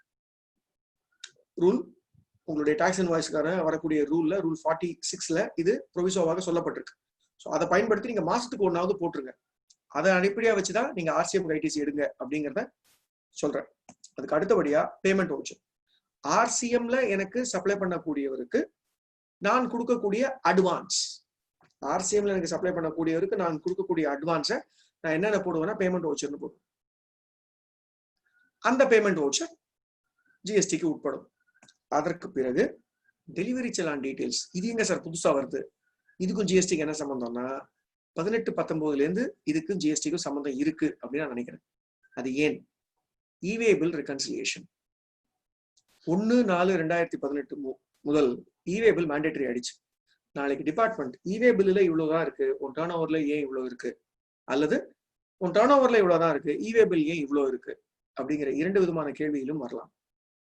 அதனால இந்த டெலிவரி செலான் டீடைல்ஸை கிளைண்ட் கிட்ட இருந்து வாங்குறதும் அது அவர் எப்படி டிஸ்க்ளோஸ் பண்ணி வச்சிருக்காருங்கிறத தெரிஞ்சுக்கிறதும் ரொம்ப இம்பார்ட்டன்ட்னு நான் நினைக்கிறேன். ஸோ டெலிவரி செலான் டாக்ஸை இம்பாக்ட் பண்ணாது, ஆனால் இவே பில் ரெகன்சிலியேஷனுக்கு தேவைப்படும். இதை ஏற்கனவே நியாயமா இருந்திருந்தா அவர் ஜிஎஸ்டிஆர் 1ல டேபிள் 13ல காமிச்சிருக்கணும். இதுதான் இந்த டாக்குமெண்ட் நம்பர்னு சொல்லிட்டு. எனக்கு தெரிஞ்சு இந்த டேபிள் என்னில இருந்து நான் மேண்டேட்டரின்னு ஆச்சோ யாரும் ஒன்றும் இதை பெருசா மதிக்கிறது இல்லை. இந்த டேபிளை தாண்டி டப்பு ரிட்டர்ன் ஃபைல் பண்ணிட்டு போயிடுறோம். ஆனா இந்த டேபிளுக்குன்னு ஒரு மரியாதை இருக்கு. அதுதான் இந்த டாக்குமெண்ட்ஸ் லிஸ்ட். ஸோ இந்த டாக்குமெண்ட்ஸ் லிஸ்ட்டை நாம வெரிஃபை பண்ணிட்டோம்னு ஆடிட்டர் சர்டிபிகேஷன் கொடுக்குறோம். அப்படி கொடுக்கும் பட்சத்தில் இது இருக்கான்னு பார்த்துட்டு தானே கொடுக்கணும். அதை செக் பண்ணிக்க வேண்டிய அவசியம் இருக்கு. அதற்கு பிறகு என்னென்ன ரெக்கார்ட்ஸ் ரூல் 56ல சொல்லப்பட்டிருக்கு அப்படின்னா ஒரு 12-13 விதமான ரெக்கார்ட்ஸ் இருக்கு. அதான் இங்க குயிக்கா ஒரு சம்மரியா போட்டிருக்கேன். நீங்க ஒரு மேனுஃபேக்சரா இருந்தா ப்ரொடக்ஷன் ரெக்கார்ட் ஒரு மேனுஃபேக்சர் ரெக்கார்ட் வச்சிருக்கணும். சர்வீஸ் ப்ரொவைடரா இருந்தா சர்வீஸ் சப்ளை ரெக்கார்ட் அப்படின்னு ஒன்று வச்சிருக்கணும். பர்ச்சேஸ் ரிஜிஸ்டர் ஒன்று இருக்கணும், சேல்ஸ் ரிஜிஸ்டர்னு ஒன்று இருக்கணும், goods register stock of goods ஒரு தனி ரிஜிஸ்டர் இருக்கணும், ஐடிசி அவைல்டுக்கு ஒரு ரிஜிஸ்டர் இருக்கணும். சார் ஐடிசி அவைல்டையும் நான் பர்ச்சேஸ் ரிஜிஸ்டர்லயே வச்சுக்கலாமானா வச்சுக்கலாம், அது உங்க திறமை. அதே போல சேல்ஸ் ரிஜிஸ்டர்லயே அவுட்புட் டாக்ஸ் லைபிலிட்டி வச்சுக்கலாமானா அதுவும் நீங்க வச்சுக்கலாம், அது உங்க திறமை. Import and export of goods or சர்வீசஸ்க்கு தனித்தனி ரிஜிஸ்டர்ஸ் இருக்கணும். பிறகு ஆர்சிஎம்மில் பே பண்ணப்பட்ட இன்வெர்ட் சப்ளை இதுக்கு ஒரு தனி ரெஜிஸ்டர். என்னுடைய இன்வெர்ட் சப்ளையில் நான் கட்டிய ஆர்சிஎம் இது ஒரு தனி லிஸ்ட் வேணும். அதற்கு பிறகு என்னுடைய அவுட்வர்ட் சப்ளை, ஆனா அதுல என் ரெசிபியன்ட் தான் ரிவர்ஸ் சார்ஜ் கட்டுவார். ஸோ என்னோட டர்ன் ஓவர்ல இது வரும், ஆனா அதுக்கு டாக்ஸ் கட்ட வேண்டிய ரெஸ்பான்சிபிலிட்டி ரெசிபியன்ட்டுக்கு, அதுக்கு ஒரு தனி ரிஜிஸ்டர் வேணும். கடைசியாக அட்வான்ஸ் பெறப்பட்டது எவ்வளவு, கொடுக்கப்பட்டது எவ்வளவு அப்படிங்கிறதுக்கு ஒரு ரிஜிஸ்டர் வேணும். இந்த 12 விதமான ரிஜிஸ்டர்ஸும் ரெக்கார்ட்ஸும் மெயின்டைன் பண்ணணும். சார் இதுக்கு ஏதாவது ஃபார்மேட் இருக்கா, என்ன காலம் இருக்கணும் அப்படிலாம் ஒண்ணுமே சொல்லல. இதை நீங்க மெயின்டைன் பண்ணணும்ட்டாங்க. இதுல என்ன இருக்கணும் ஜென்ரலா அப்படிங்கிறது நம்ம அக்கௌண்டிங் நாலேஜ் நமக்கு தெரியும். ஆனால் இது இருக்கு சார் ஏற்கனவே ரெக்கார்ட்ல அப்படி இப்படி எடுத்துட முடியும் அப்படின்னீங்கன்னா பரவாயில்ல. இல்ல இது மாதிரி ஒண்ணு எடுக்க முடியுமானே தெரியலன்னீங்கன்னா தயவு செஞ்சு எடுத்து வச்சுக்கோங்க. ஏன்னா டிபார்ட்மெண்ட் ஒரு பக்கம் அவங்க ஆடிட்டை தொடங்கிட்டாங்க. 18-19க்கு ஜிஎஸ்டி ஆடிட்டே நடக்கலைன்னாலும் எனக்கு தெரிஞ்ச நிறைய பேருக்கு டிபார்ட்மெண்ட் ஜிஎஸ்டி ஆடிட் முடிஞ்சு போச்சு. வந்து நோட்டீஸ் கொடுத்து நாங்க அதுக்கு சண்டை போட்டு ரிப்ளை கொடுத்து ஒரு கம்மியான டாக்ஸோட முடிச்சுக்கிட்டாங்க போன வாரம். ஸோ அது மாதிரி விஷயங்களும் நடந்துருச்சு. அதனால இந்த ரெக்கார்ட்ஸ் நம்ம கையில் ரெடியாக இருக்குமே ஆனால் ஆஃபீஸர் கேட்டு வாய மூடுறதுக்குள்ள எடுத்து கொடுத்துடலாம். இந்த ரிஜிஸ்டர்ஸை, இந்த ரெக்கார்ட்ஸை நம்ம மெயின்டைன் பண்ணணும். ஸோ என்னென்ன டாக்குமெண்ட்ஸ் இருக்கணும் அப்படிங்கிறத முன்னாடி பார்த்தோம். என்னென்ன ரெக்கார்ட்ஸ் இருக்கணும் நம்ம கையில அப்படிங்கிறத பார்த்துட்டோம். இது இருந்தால், இது என்கிட்ட இருக்கும் பட்சத்தில் ஜிஎஸ்டி ஆடிட்டுக்கு நீங்க தயார். அந்த ரெகன்சிலேஷன் உங்களால அச்சீவ் பண்ணிட முடியும் அப்படின்னு நான் நினைக்கிறேன். சில கேள்விகள் என்ன இருக்கு அப்படின்னா, இந்த எல்யூடியை பொறுத்த வரைக்கும் சில விஷயங்கள் வந்து நீங்க கவனிக்க வேண்டியிருக்கு உன்னிப்பா. எஸ்பெஷலி ஆடிட்டரா இருக்கிறவங்க அதை பார்த்து குவாலிஃபை பண்ண வேண்டியிருக்கு. அது என்ன அப்படின்னா, நம்ம எல்லாரும் எல்யூடி கொடுக்கறது ரொம்ப சுலபமா எல்யூடி கொடுத்துருவோம். அந்த சுலபமா கொடுக்கப்பட்ட எல்யூடியில சில கண்டிஷன்ஸ் நம்ம ஒத்துக்கிறோம். அது என்னன்னா, கூட்ஸாக இருக்கும் பட்சத்தில் 3 மாதங்களுக்குள் அந்த பொருளை நான் இந்தியா விட்டு வெளியே அனுப்பி விடுவேன் அப்படின்னு ஒத்துக்கிறோம் எல்யூடி கொடுக்கும்போது. சர்வீஸாக இருக்கும் பட்சத்தில் அந்த பொருளுக்கு, அந்த சர்வீஸுக்கான பணத்தை ஃபாரின் எக்ஸ்சேஞ்சாக நான் 1 வருடத்திற்குள் பெற்று விடுவேன் அப்படின்னு நம்ம வாக்கு கொடுக்குறோம். இது 2ல எதை நாம ஃபுல்ஃபில் பண்ணல அப்படின்னாலும் அதுக்கான டாக்ஸை நான் அந்த 3 மாதம் முடிந்ததிலிருந்து 15 நாட்களுக்குள்ளோ அல்லது 1 வருடம் முடிந்ததிலிருந்து 15 நாட்களுக்குள்ளோ, சர்வீஸாக இருந்தால் 1 வருடம், கூட்ஸாக இருந்தால் 3 மாதத்துக்குள் நான் இந்த வரியை கொண்டு வந்து இன்ட்ரெஸ்டோட செலுத்துவேன் அப்படின்னு நாம சொல்றோம், ஒத்துக்கிறோம். இது ஒத்துக்கிட்டு தான் எல்யூடி எடுத்திருக்கோம். இப்போ இது படி ஏதாவது நடந்திருந்தா, 17-18ல எல்யூடி எடுத்து எக்ஸ்போர்ட் பண்ணாரு சார், எக்ஸ்போர்ட் ஆஃப் சர்வீஸ் பண்ணாரு. எக்ஸ்போர்ட் ஆஃப் சர்வீஸ் பண்ணவரு 18-19 முடிகிற வரைக்கும் அந்த சர்வீஸுக்கான பணம் வரல. அப்போ 1 வருடத்தை தாண்டிடுச்சு இல்ல, அதுக்கான லைபிலிட்டி அவர் செலுத்த வேண்டிய ஆள் ஆயிட்டார்ல, செலுத்தினாரான்னு நம்ம சொல்ல வேண்டியிருக்கும்.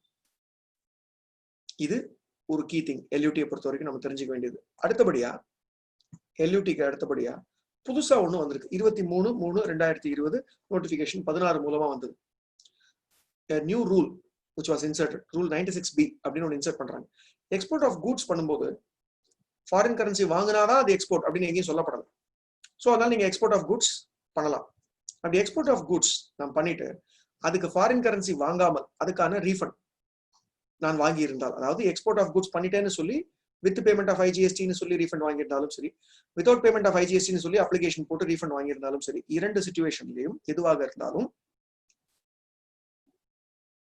ஃபெமா குறிப்பிடப்பட்ட காலத்துக்குள், அதாவது இன்வாய்ஸ் போட்டதிலிருந்து 9 மாதங்களுக்குள்ளோ அல்லது இன்வாய்ஸ் போட்டதிலிருந்து 15 மாதங்களுக்குள்ளோ, அது என்ன 9 அது என்ன 15 அப்படின்னா, நீங்க வெளிநாட்டுக்கு அனுப்பியது ஒரு சேல் தான் அப்படின்னா 9 மாதங்களுக்குள்ள ஃபாரின் எக்ஸ்சேஞ்ச் வந்தாகணும் இந்தியாவுக்குள்ள எக்ஸ்போர்ட் ஆக இருக்கிற பட்சத்தில். நான் சேல் பண்ணல சார், ஒரு ஸ்டாக் டிரான்ஸ்ஃபர் பண்ணிருக்கேன், அங்க இருக்கிற என்னுடைய பிரான்ச்சோ ஏஜென்ட்டோ வித்துருவாரு அப்படின்னா 15 மாதங்கள் டைம் உண்டு உங்களுக்கு. இந்த டைம் லைனுக்குள்ள நீங்க ஃபாரின் எக்ஸ்சேஞ்ச் இந்தியாவுக்குள்ள வரவு வச்சிருக்கணும். வரவு வைக்கலைன்னா நீங்க எக்ஸ்போர்ட் பண்ண தப்புன்னு சொல்ல மாட்டாங்க. ஆனா ரீஃபண்ட் வாங்கினீங்க பாத்தீங்களா எக்ஸ்போர்ட் ஆஃப் குட்ஸுக்கு, அந்த ரீஃபண்ட் திருப்பி கொடுக்கப்பட வேண்டும் வட்டியோடு. இதுதான் இந்த ரூல் 96B. சரி, இது 2020 தானே வந்திருக்கு, 18-19 அக்கௌண்ட்ஸ் எப்படி பாதிக்கும் அப்படின்னு கேட்டீங்கன்னா, இந்த ரூல் மார்ச் 2020ல இருந்து அப்ளை ஆகுது. நீங்க கண்டிப்பா ஜிஎஸ்டி ஆடிட் மார்ச் 2020க்கு அப்புறம் தானே பண்றோம். அது 18-19 உரியதாக இருந்தாலும் இப்பதானே பண்றோம். ஸோ இதை குவாலிஃபை பண்ண வேண்டி இருக்கும்னு நான் நினைக்கிறேன்.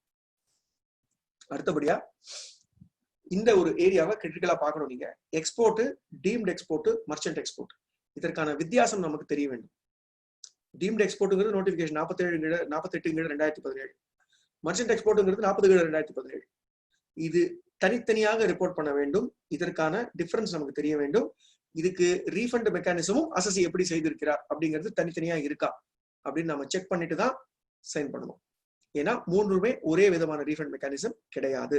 ரூல் 89 சப் ரூல் 4ல வருது எக்ஸ்போர்ட், 89 சப் ரூல் 4A வருது நம்மளுடைய டீம்டு எக்ஸ்போர்ட்ஸ், 4Bல வருவது மர்ச்சன்ட் எக்ஸ்போர்ட். அதுபடிதான் ரீஃபண்ட் அப்ளை பண்ணி இருக்க வேண்டும். இதற்கு பிறகு பாத்தீங்க அப்படின்னா ஒரு முக்கியமான கேள்வி, sir reverse charge liability previous இயருக்கு உரியது, 17-18 உரியது, 18-19 உரியது, அசசி செலுத்தல. இப்ப நான் என்ன பண்ணணும்? GSTR 9Cல அதுக்கு சொல்லணுமா அப்படின்னா, ஜிஎஸ்டிஆர் 9C ஆமாம் லைபிலிட்டி இருக்குன்னு நீங்க சொல்லலாம். இதுல இருந்து எப்படி சார் அசசியை காப்பாத்துறது அப்படின்னு கேட்டீங்கன்னா, என்னுடைய சஜஷன் லைபிலிட்டி உண்டு அப்படின்னு சொல்லிட்டு அந்த லைபிலிட்டியை இப்போ இந்த வருஷம் 3B கட்டிடுங்க சார். 3B கட்டிட்டா எனக்கு என்ன சார் ஆயிடும்? 3B கட்டிட்டீங்க அப்படின்னா அது இப்ப செலுத்தப்பட்ட டாக்ஸ் ஆயிடும். ஆமா, ஆனா நான் அன்னைக்கே செலுத்தி இருக்கணுமே, டைம் ஆஃப் சப்ளை அப்பவே முடிஞ்சு போச்சே. கரெக்ட். அன்னிலிருந்து இன்று வரை இன்ட்ரெஸ்ட்டை செலுத்திடுங்க. டிபார்ட்மெண்ட் 18% per annum அப்படிங்கிற விகிதத்துல இன்ட்ரெஸ்ட் கட்டிடுங்க. ஏன்னா நீங்க லேட்டா கட்டிருக்கீங்க, டிலே பண்ணதுக்கு இன்ட்ரெஸ்ட் கட்டிடுங்க சார். அப்போ கட்டின டாக்ஸ் என்ன பண்ணலாம்? ஐடிசி எடுக்கலாமா? அது எலிஜிபிள்னா ஐடிசி எடுக்கலாமா? அது எலிஜிபிள், ஐடிசி எடுங்க. அது எப்படி சார் எலிஜிபிள்? அந்த வருடத்துக்கு உரியது இல்லையா? அந்த வருடத்துக்கு உரியதுதான். ஆனா டாக்ஸ் எப்போ செலுத்தப்பட்டது? டாக்ஸ் செலுத்தப்பட்டது இப்போதானே. ஸோ தாராளமாக நீங்க ஐடிசி எடுக்கலாம்ங்கிறது என்னுடைய வியூ. செல்ஃப் இன்வாய்ஸை இன்னி தேதியில போடுங்க. செல்ஃப் இன்வாய்ஸை நான் லேட்டா போட்டேன். ஏன்பா லேட்டா போட்டேன் அப்படின்னா, செல்ஃப் இன்வாய்ஸ் லேட்டா போட்டதுக்கான காரணம் அதுக்கு தான் இன்ட்ரெஸ்ட் கட்டிட்டேனே நான் லேட்டா போட்டதுக்காக. என்னைய 2 வாட்டி பெனலைஸ் பண்றீங்க, இன்ட்ரெஸ்ட்டும் கிடையாது ஐடிசியும் கிடையாது, நீங்க 2 வாட்டி பெனலைஸ் பண்றீங்க அப்படின்னு ஒரு லாஜிக்கை இங்க எடுத்து வைக்க இயலும். அதாவது ரிவர்ஸ் சார்ஜ் பொறுத்த வரைக்கும் இப்படி ஹேண்டில் பண்ணா கிளைண்ட்டை காப்பாற்றலாம்.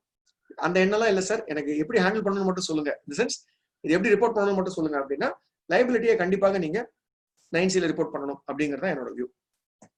அதுக்கு பிறகு இன்ட்ரெஸ்ட் வருது, இதை வந்து நான் எப்படி ஜிஎஸ்டிஆர் 9C சொல்லுவது? கிராஸா நெட்டா அப்படின்னா 1 செப்டம்பர் 2020 இருந்து இன்ட்ரெஸ்ட் வந்து நெட் அப்படிங்கறது இப்ப சொல்லியிருக்காங்க.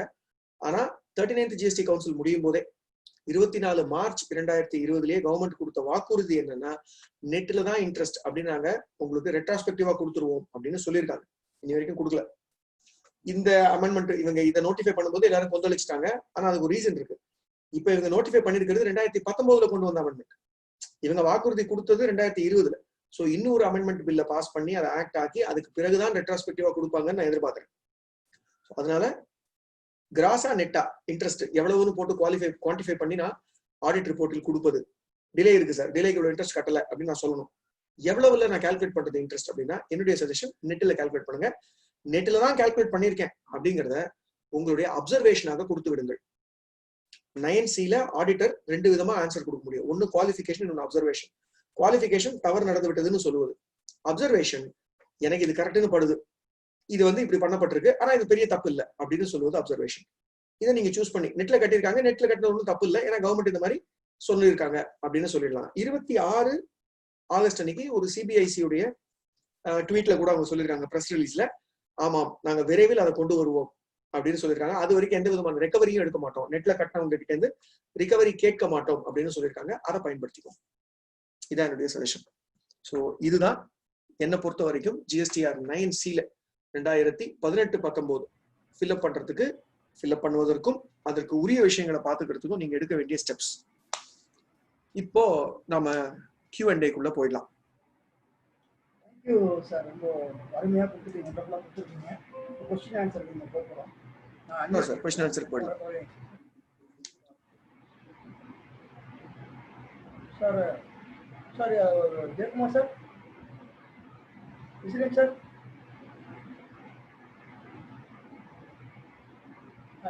அன்மியூட் ஆகலையா? பாருங்க. சார் கொஸ்டின் ஆன்சர்ஸ் கேட்கலாம் சார். ரொம்ப சாரை யூஸ் பண்ணிக்கங்க, ரொம்ப வேல்யூபிளா கேளுங்க, ரிப்பீட் பண்ணி கேட்காதீங்க ப்ளீஸ்.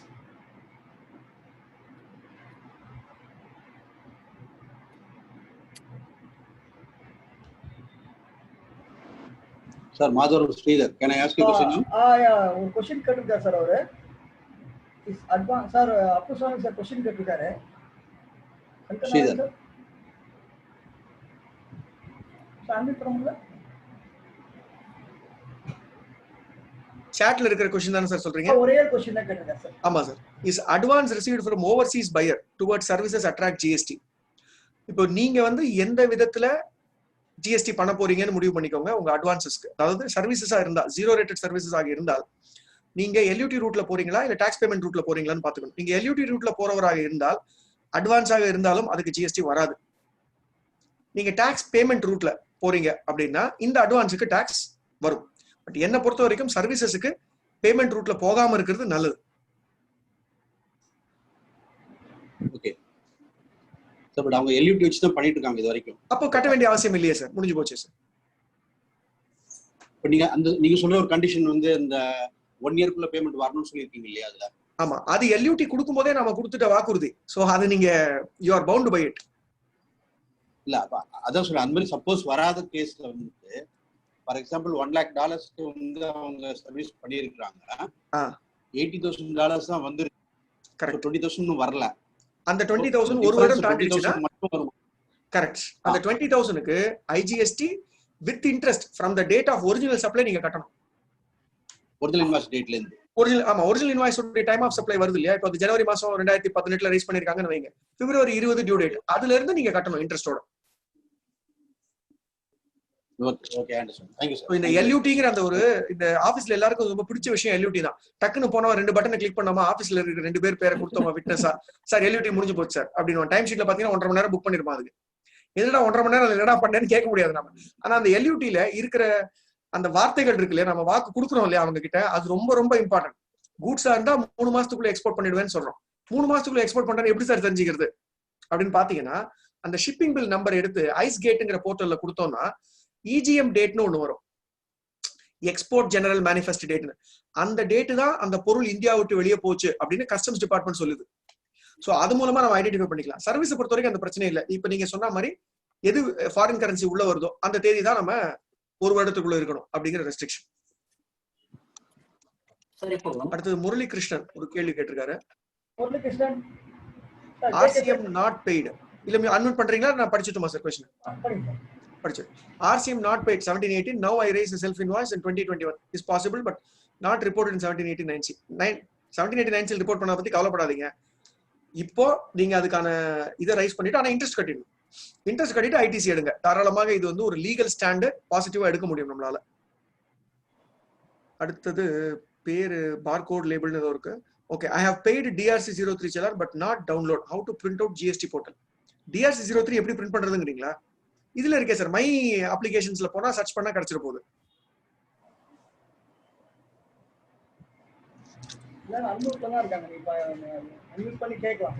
ஓ, எல்லாரும் அன்மியூட் பண்ணி அப்படியே கேட்கலாம். ஓகே கேளுங்க sir.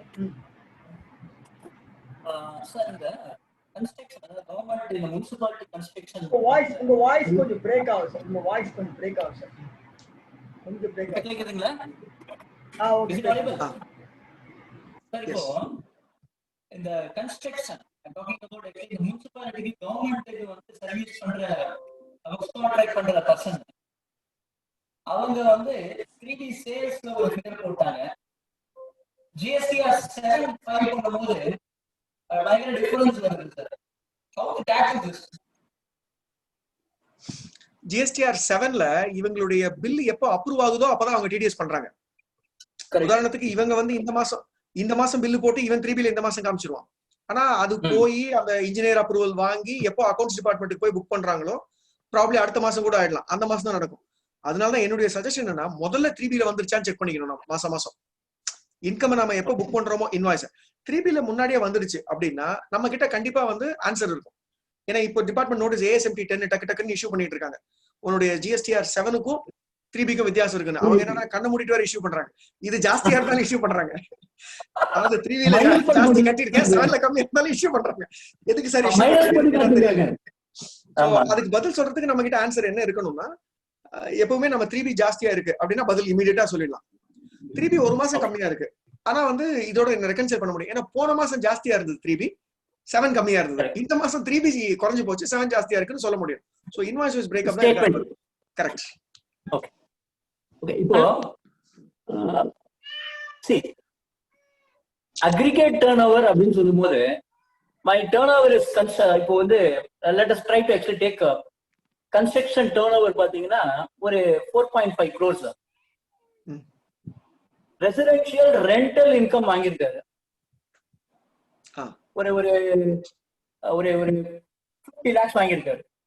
So altogether it is 5.1 crores. 4.6 plus actually 50. GST audit compulsory. We need to attract audit compulsory. ஏன்னா aggregate turnoverல taxable turnover, export turnover, exempted turnover மூணுமே சேரணும். exempted turnover section 2 subsection 47ல போய் exempted turnover என்னன்னு பார்த்தோம் அப்படின்னா, exempted turnover includes nil rated, non taxable, as well as wholly exempted. இது notification 12/2017 CGST rate படி residential accommodation given for residential purpose is wholly exempted. So wholly exempted அப்படிங்கிறது வந்து comes under exempted, exempted comes under aggregator now. So இதுவும் சேர்ந்து 5.1 கோடிக்கு audit வந்துரும். Thank you sir. Thank you. Sir வணக்கம் sir. வணக்கம் sir. Refund sir. Sir இப்போ actually annexure B வந்து நம்ம எஃப்ஆர்சி அதெல்லாம் ஃபில் பண்ணி கொடுக்குறோம். Service refund. Service refund with LUT.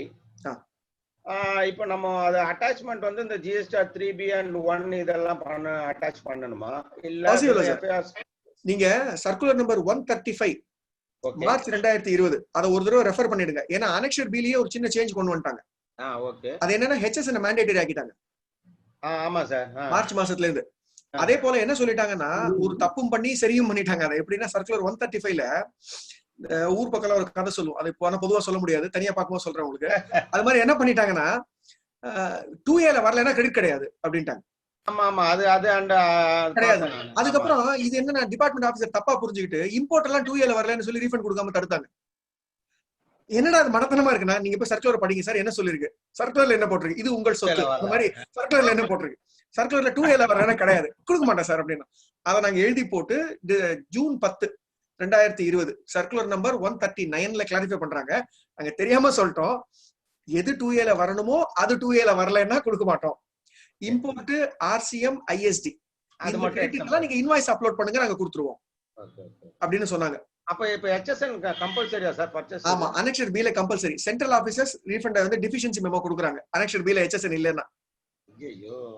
So பாத்துக்கோங்க. ஏன்னா இது வந்து கரெக்டா மார்ச் 24ல இருந்து வந்தது. 23 மார்ச்ல வந்த அமெண்ட்மென்ட் 24ல இருந்து அப்ளிகபிள். சார் இன்னொரு ஒரு டவுட் அதுல. இப்ப ஆக்சுவலி வந்து 17, 18 வந்து டேட் பார் ஆயிடுச்சு. 17, 18 டேட் பார் ஆச்சுன்னு சொல்ல மாட்டேன். மார்ச் 18 இன்னும் உயிரோட இருக்குன்னு தான் என்னோட எண்ணம். ஓகே சரி சார். இப்ப April 18 to September it is like August 31 வரைக்கும் டைம் இருக்கு உங்களுக்கு. ஆகஸ்ட் 31 வரைக்கும் தான். ஆமா, ஏன்னா சொல்லுங்க சார். சொல்லிடுறேன். ஒரு செக்ஷன் ஒன்னு கொண்டு வந்துட்டாங்க இது மூலமா, ஆர்டினன்ஸ் மூலமா, பினான்ஸ் ஆர்டினன்ஸ் 2020. ஏன்னா பார்லிமெண்ட் கூடி இருக்கும் போதே இந்த கொரோனா பிரச்சனை வந்ததுனால மார்ச் மாசத்துல கொண்டு வந்த ஆர்டினன்ஸ்ங்கிறது சட்டம் அவங்களே ஏற்றி கொண்டு வந்துட்டாங்க.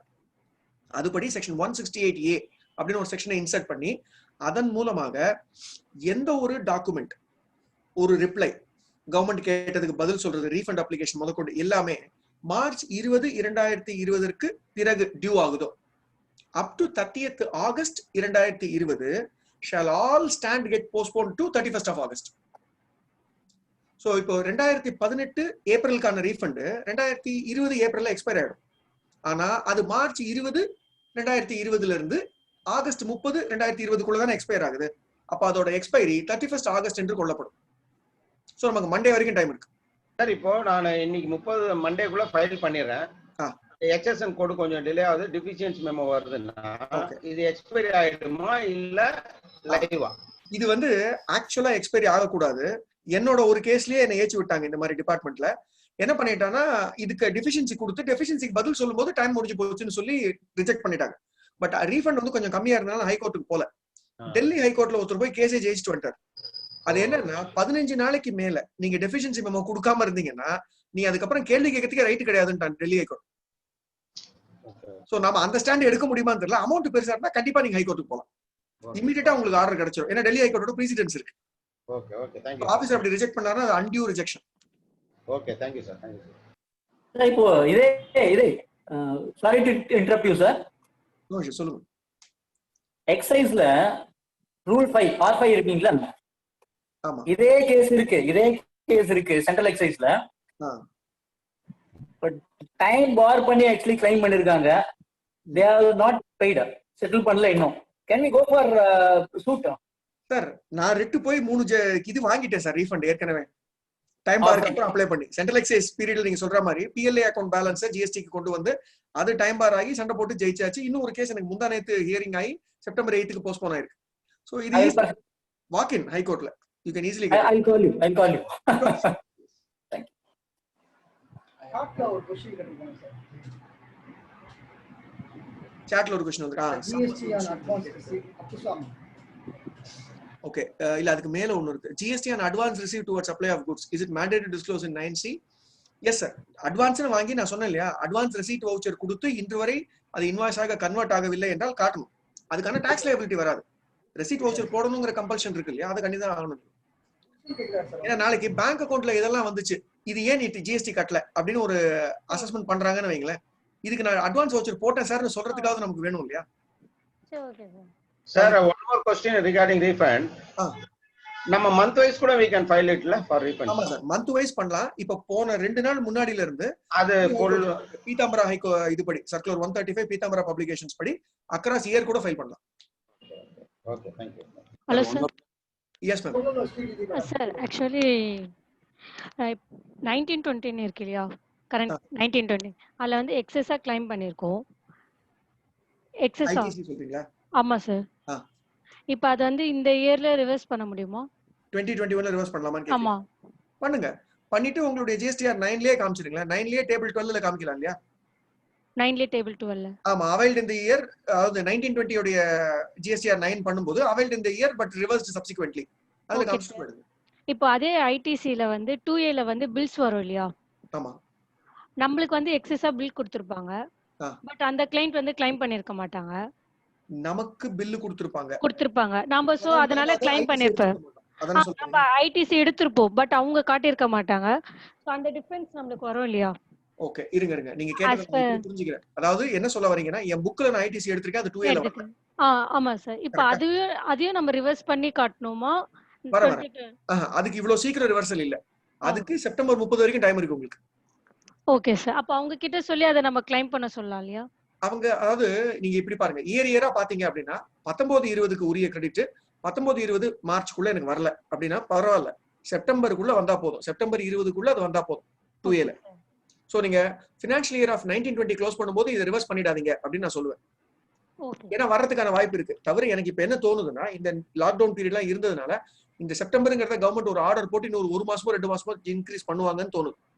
Okay sir. அப்படி பண்ணும் பட்சத்துல உங்களுக்கு அது வரைக்கும் இவங்க ரிப்போர்ட் பண்றதுக்கான வாய்ப்பு இருக்கு இல்லையா? ஆமா. அதனால அதை அவசரப்பட்டு P&L கொண்டு போயிடாதீங்க. ஓகே, அப்ப நம்ம எக்ஸஸா பண்ணது மட்டும் ரிவர்ஸ் பண்ணிக்கலாம். எது வந்து நமக்கு மேட்சும் ஆகல, வரவும் வராது, கண்டிப்பா தெரியும், அதை தூக்கிடுங்க. Okay sir, thank you. Okay sir, can I raise a question now? Yes sir. Sir, இப்போ GST ஆடிட் ஒன்னு 1718 ஒரு கிளையண்ட் நடந்திருக்கு. இப்போ சரி, டிபார்ட்மெண்ட் ஆடிட்டர் டிபார்ட்மெண்ட்ல இருந்து the audit has completed now yesterday evening. Seri.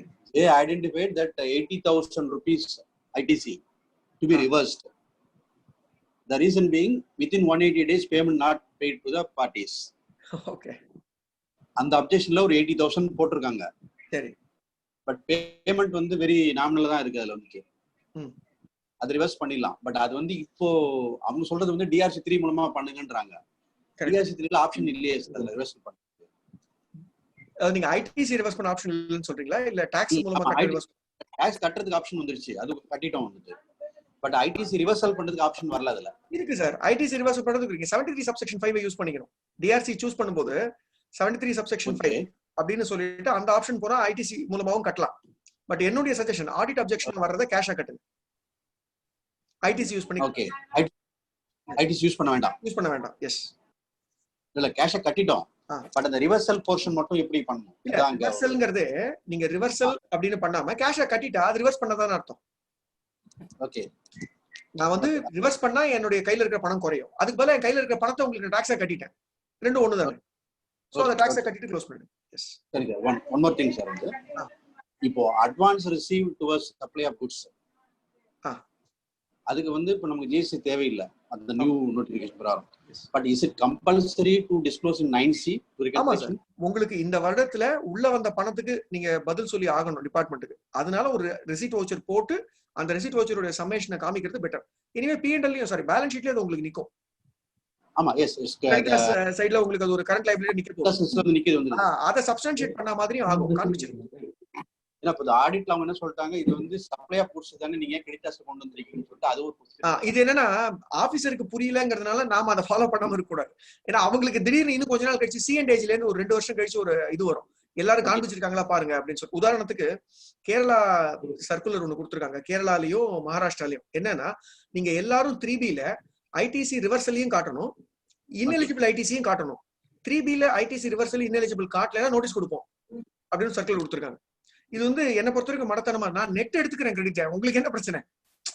எனக்கு வந்த 2Aல வந்த பூராத்தையும் மேல காண்பிச்சுட்டு அதுல ரிவர்சல் ineligible கீழே நான் தனியா காண்பிக்கிறதுக்கு நெட் எடுத்துக்கிட்டா இங்க எடுக்க கூடாதுன்னு எங்க இருக்கு? ஆனா அவங்க ஒரு சர்க்குலர் கொடுத்திருக்காங்க இன்டர்னலா. சர்க்குலர் அசசிக்கு பைண்டிங் இல்ல, ஆனா டிபார்ட்மெண்ட் ஆஃபீஸர் நோட்டீஸ் கொடுப்பாரு சர்க்குலர் படி. சோ அது மாதிரி நாளைக்கு என்ன வேணா நடக்கலாம். அதனால நாம ஸ்ட்ரைட்டா லால என்ன இருக்கோ அதை பண்ணிட்டு போயிடுறது நல்லது. சோ அட்வான்ஸ் காமிக்கிறது நல்லதுன்னு சொல்றீங்க? ஆமா கண்டிப்பா. இந்த பணம் எங்க இருந்து வந்ததுங்கிற கேள்விக்கு பதில் இது இன்கம் இல்ல அட்வான்ஸ் அப்படின்னு சொல்ல முடியும். Okay, but it should be classified under credit as only. ஆமா, because it is liability தானே, it is still not invoiced இல்லையா? சோ அங்க தான் வரும். Okay okay, thank you sir, thank you. Sambasivam Sridharan sir line number வாங்க sir. Yeah, if one person have both unit, one SEZ, another in DTA, same PAN category with different states, okay, can I know the transfer of goods between two units? Shall I have to procedure including job work?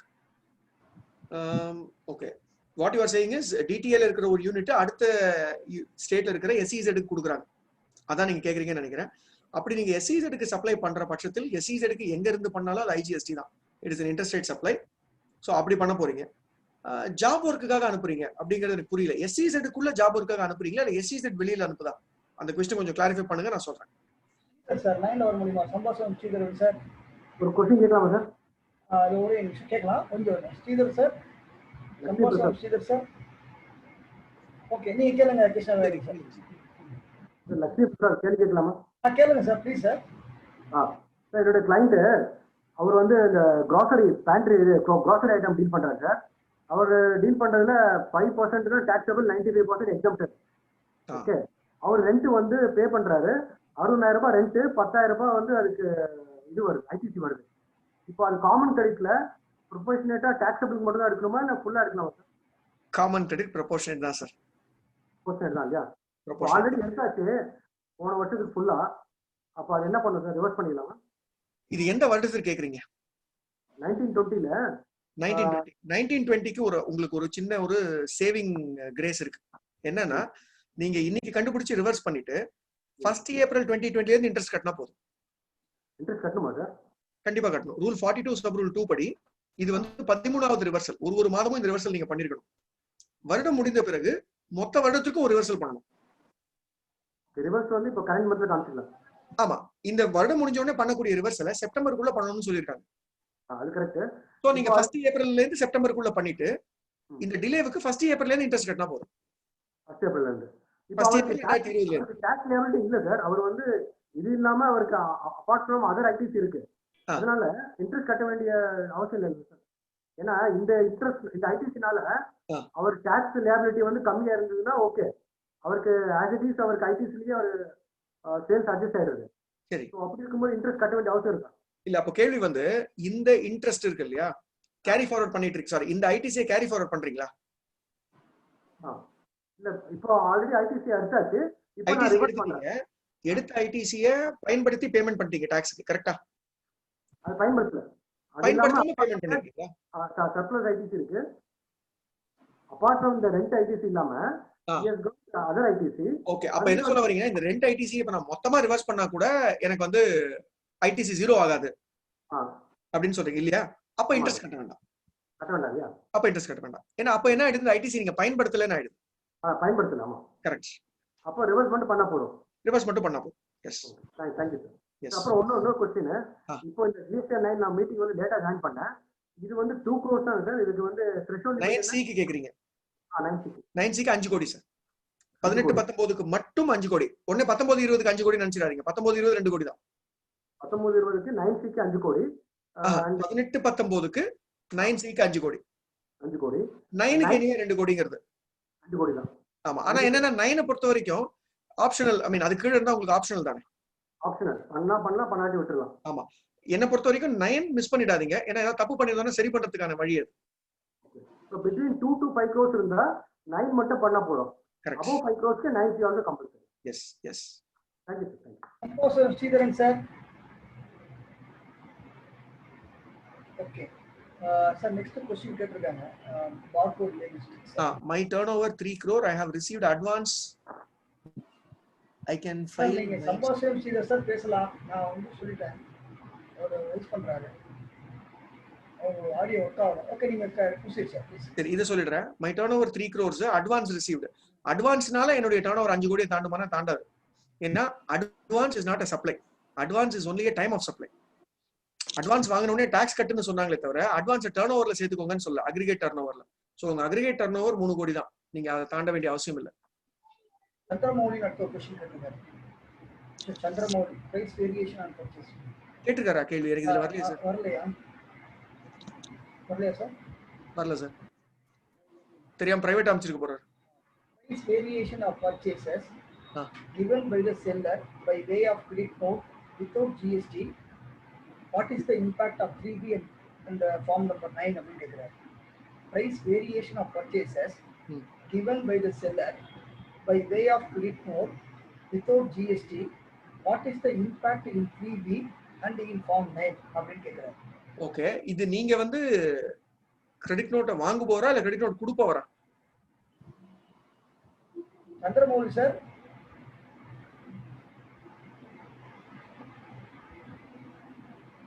Audio சரியா problem. Okay sir, Haribabu sir நீங்க raise பண்ணிருக்கீங்க, உங்க இதை raise பண்ணிருக்கீங்க, நீங்க கேட்கணும் கேளுங்க sir. Haribabu sir. Yes yes sir, TRAN 1ல SGST வந்து எடுத்துட்டோம் சார், தப்பா எடுத்தாச்சு. அது ரிவர்சல் பண்றதுக்கு பண்ணிட்டோம், செப்டம்பர்ல பண்ணிட்டோம். ஆனா இன்ட்ரெஸ்ட் வரன்றாங்க, அது கரெக்டா சார்? நீங்க நடுவுல அந்த ஐடிசியை பயன்படுத்திட்டீங்களா?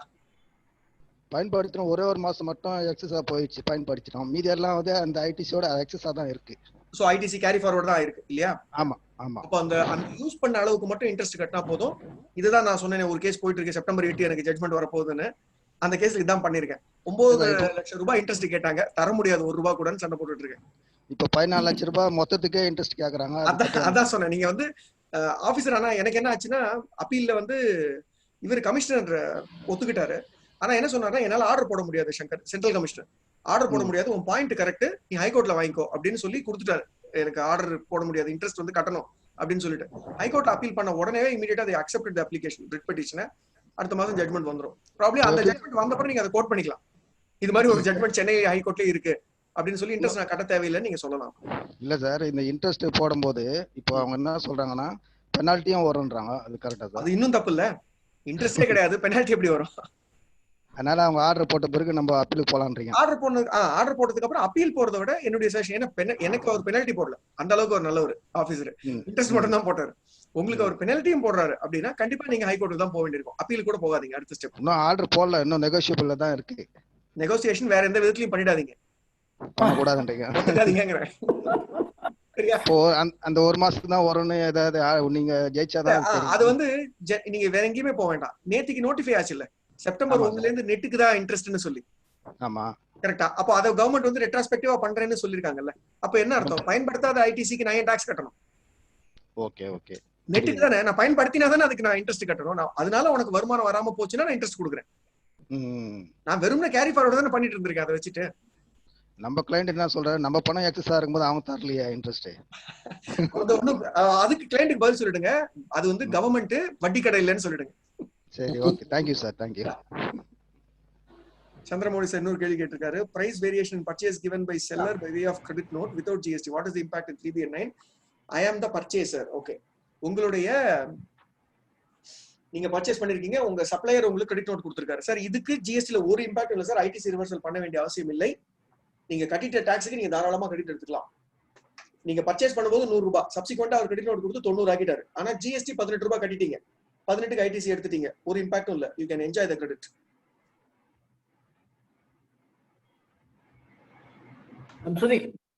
சார் நம்ம காலையில டிஸ்கஸ் பண்ணத கொஞ்சம் கேளுங்க. அதாவது ஒரு சின்ன டவுட் சார். சார் கேக்குதா? அதாவது வந்து ஒர்க் கான்ட்ராக்ட்ல வந்து 1% 5% ஸ்கீம் வந்து அடாப்ட் பண்ணாங்க 1/4/2019 கொண்டு வந்தாங்க. ஆமா, இப்போ அந்த கன்ஸ்ட்ரக்ஷன் இந்த 45 lakhs பட்ஜெட், இத்தனை ஸ்கொயர் ஃபீட், 6/1 அது 5 அந்த ஸ்கீம்ல போறதுக்கு நம்ம வந்து இயர் வைஸ் ஸ்டார்ட் பண்ணாங்க.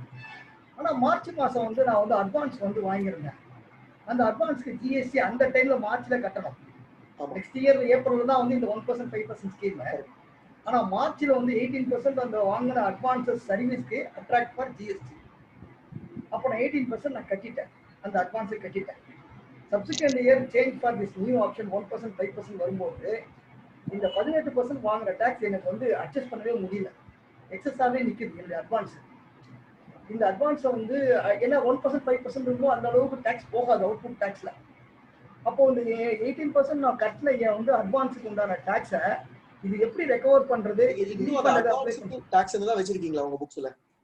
புக்ஸ்ல வந்து அன்னைக்கு 31(3)ல வந்து உங்களுக்கு லைபிலிட்டில கரண்ட் லைபிலிட்டில அவுட்ஸ்டாண்டிங் காட்டும். கரெக்ட். சோ அது அட்வான்ஸ்க்கு அட்வான்ஸ் ரெசீட் வவுச்சர் தான் போட்டுருக்கீங்க, இன்வாய்ஸ் போடல. கரெக்ட்டா? இன்வாய்ஸ் போடல. சூப்பர். அப்ப சார் ரொம்ப சிம்பிளா ரீஃபண்ட் வவுச்சர் போட்டு அந்த டாக்ஸ் திருப்பி கொடுத்துருங்க. கஸ்டமர் திருப்பி கொடுக்க சொல்றீங்களா? ஆமா, ரீஃபண்ட் வவுச்சர் போட்டு, அதாவது அட்வான்ஸ்க்கு ஆப்போசிட் டாக்குமெண்ட் தான் refund voucher. Okay okay. Refund voucher போட்டு 18க்கு 18 திருப்பி கொடுத்துட்டு இன்னொரு தடவை அட்வான்ஸ் 1% அட்வான்ஸ் இல்ல 5% சேர்த்து வாங்கிக்கோங்க அட்வான்ஸ்.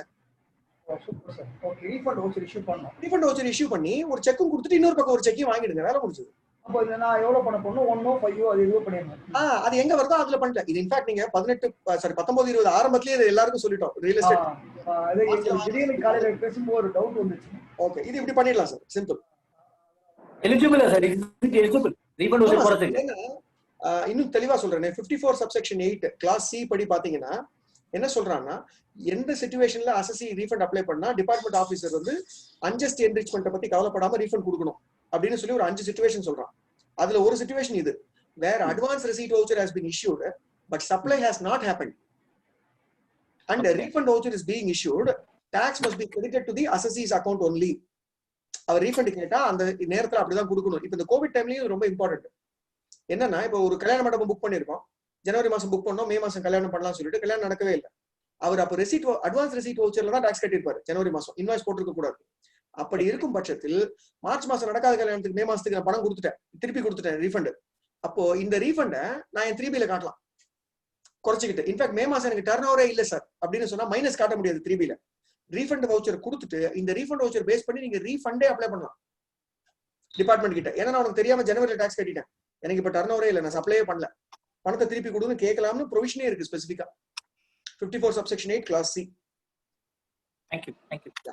சுந்தரராஜன் ஒரு கேள்வி கேட்டார் sir chat box. Sir, my turnover in the year 17-18 1 crore, in year 19-20 exceed 5 crore, may able to file last year submission. Sir நீங்க லாஸ்ட் இயர் சப்மிஷன் பண்ண வேண்டாமே, 18-19 மட்டும். சாரி 18-19 நீங்க சொல்லவே இல்லையே. Current year submission sorry for the inter 18-19 அந்த இது நம்ம ஒரு இயர் விட்டு நெக்ஸ்ட் இயர் பண்ணும்போது அந்த இஷ்யூ வருது, நீங்க லாஸ்ட் இயர் ஃபைல் பண்ணல அப்படின்னு. அது வந்து நீங்க ஒண்ணு தான் பண்ணணும், ஒரு கிரீவன்ஸ் ரைஸ் பண்ணுங்க. முதல்ல எல்லாருக்கும் வந்துச்சு, இப்ப குறிப்பிட்ட பேருக்கு மட்டும் வருது. அவங்க என்ன பண்ணிட்டாங்கன்னா தேடி சரி பண்ணிட்டாங்க. அவங்களே சரி பண்ணாம விட்டு ஆட்கள் இருக்கிறதுனால சிம்பிளா ஒரு கிரீவன்ஸ் ரைஸ் பண்ணுங்க. போன வருஷம் லெஸர் than 2 crores, அதனால நான் பண்ணல, இந்த வருஷம் நான் பண்ண முயற்சி பண்ண சிஸ்டம் விட மாட்டேங்குதுன்னு சொல்லி கிரீவன்ஸ் ரைஸ் பண்ணீங்கன்னா 2 நாள்ல ஃபிக்ஸ் பண்ணிடுறேன். ஓகே பாத்தீங்கன்னா சார் ஜிஎஸ்டிஆர் 2A சில பேருக்கு வந்து ஷோ ஆகுது, சில பேருக்கு ஷோ ஆக மாட்டேங்குது சார். டேபிள் நம்பர் அந்த 8A இருக்குல்ல சார். டேபிள் 8A வர மாட்டேங்குது. டேபிள் 8A வந்து நான் வந்து நம்மளுடைய எக்ஸ் பிரசிடென்ட் நீலகண்டன் சார் சொல்லும்போது நான் அட்ரஸ் பண்ணும்போது பார்க்கும்போது ஆட்டோ பாப்புலேட் ஃபிகர் வந்து ஆகலை. ஆனால் அந்த மீதி கேஸ் எல்லாமே ஆயிருக்கு, சில கேஸ்ல ஆகலை. நம்பர் 1 ட்ரான் 1ல இருக்கிற லாஸ்ட் இயர் ட்ரான் 1ல என்ன கிளைம் பண்ணுமோ அதை அப்படியே நெக்ஸ்ட் இயர்ல ஆட்டோ பாப்புலேட் ஆகி உட்காரு. இது இன்ஃபர்மேஷன் தயவு செஞ்சு பார்க்கணும். ட்ரான் 1ல என்ன ஆட்டோ பாப்புலேட் ஆகி நம்ம செட் ஆஃப் பண்ணமோ 17-18ல அகைன் பில்ல வந்து அந்த ஏல வந்து ஷோ ஆகுது. அதை வந்து தயவு செஞ்சு எடுத்துட்டு நம்ம வந்து போடணும்ன்றது அது ஜீரோ ஆக்கிடணும். ஏன்னா போன வருஷமே எடுத்துட்டோம். அது ஒரு இன்ஃபர்மேட்டிக்காக சொல்றேன் சார். அடுத்து சார் இப்போ வந்து எக்ஸாம்பிள் புக்ஸ் வந்து எக்ஸ்போர்ட் பண்றாங்க, ஜீரோ ரேட் சார். அது எல்யூடி இஸ் மேண்டேட்டரியான்னு கேக்குறேன். எல்யூடி மேண்டேட்டரி கிடையாது, ஏன்னா அதுக்கான டாக்ஸ் கட்ட வேண்டிய அவசியமே கிடையாது உங்களுக்கு. ஆனா என்ன பொறுத்தவரைக்கும் எல்யூடி கொடுத்துருங்க அப்படின்னு தான் சொல்லுவேன். எல்யூடி எடுக்காம விட்டாங்களா? அது பிரச்சனை இல்ல. சர்க்குலர் 37 படி ஒரு காண்டனேஷன் வாங்கிக்கலாம். சர்க்குலர் 37 மார்ச் 2018 அதுபடி நீங்க என்ன பண்ணலாம்னா ஆபீசருக்கு ஒரு லெட்டர் சப்மிட் பண்ணணும் கமிஷனருக்கு. என்னன்னா இது மாதிரி நாங்க மறந்து போயிட்டோம், ஆனா இதனால எந்த இம்பாக்டும் கிடையாது டிபார்ட்மெண்ட்டுக்கு. இப்போ ஒருவேளை அந்த எக்ஸாம்டட் குட்ஸ் நீங்க 3 மாசத்துக்குள்ள எக்ஸ்போர்ட் பண்ணலனாலும் எந்த ரேட்ல டாக்ஸ் கேட்பாங்க அவங்க உங்ககிட்ட இருந்து? டாக்ஸே நில்லுங்கும் போது என்கிட்ட என்ன ரேட்டு நீ டாக்ஸ் கேட்க முடியும்? ஸோ தப்பு பண்ணாலும் உனக்கு இதனால எந்த பாதிப்பும் இல்லை, எனக்கு எல்யூடி இல்லாததை கண்டவுன் பண்ணிடு அப்படின்னு சொல்லி லெட்டர் கொடுத்துட்டு தாராளமாக நீங்க அடுத்த விஷயங்களுக்கு போகலாம். அப்புறம் லாஸ்ட் மீட்டிங் பிரசிடென்ட் சார் ஒரு கேள்வி கேட்டிருந்தாரு. சேலரி ரிசீவ்டு வந்து ஷெட்யூல் 3ல வருது, இது வந்து ஆட் பண்ண வேண்டாம் தான் அவர்கிட்ட அப்போவே சொன்னேன். இருந்தாலும் அது உள்ள கொஞ்சம் பயம் இருக்கலாம். ஷெட்யூல் 3 ஆட் பண்ணுமா ஆட் பண்ணக்கூடாது? அக்ரிகேட் டர்ன் ஓவர்ல திருப்பி அந்த எக்ஸாம்டட் சப்ளை முன்னாடி பேசினேன். ஐ திங்க் இத கடைசி क्वेश्चन வச்சுப்போம். இது வந்து அக்ரிகேட் டர்ன் ஓவர்ல பல வார்த்தைகள் இருக்கு சார். அந்த பல வார்த்தைகள்ல லால இருக்கிற வார்த்தைகள் மட்டும் எடுத்து நான் சொல்றேன்.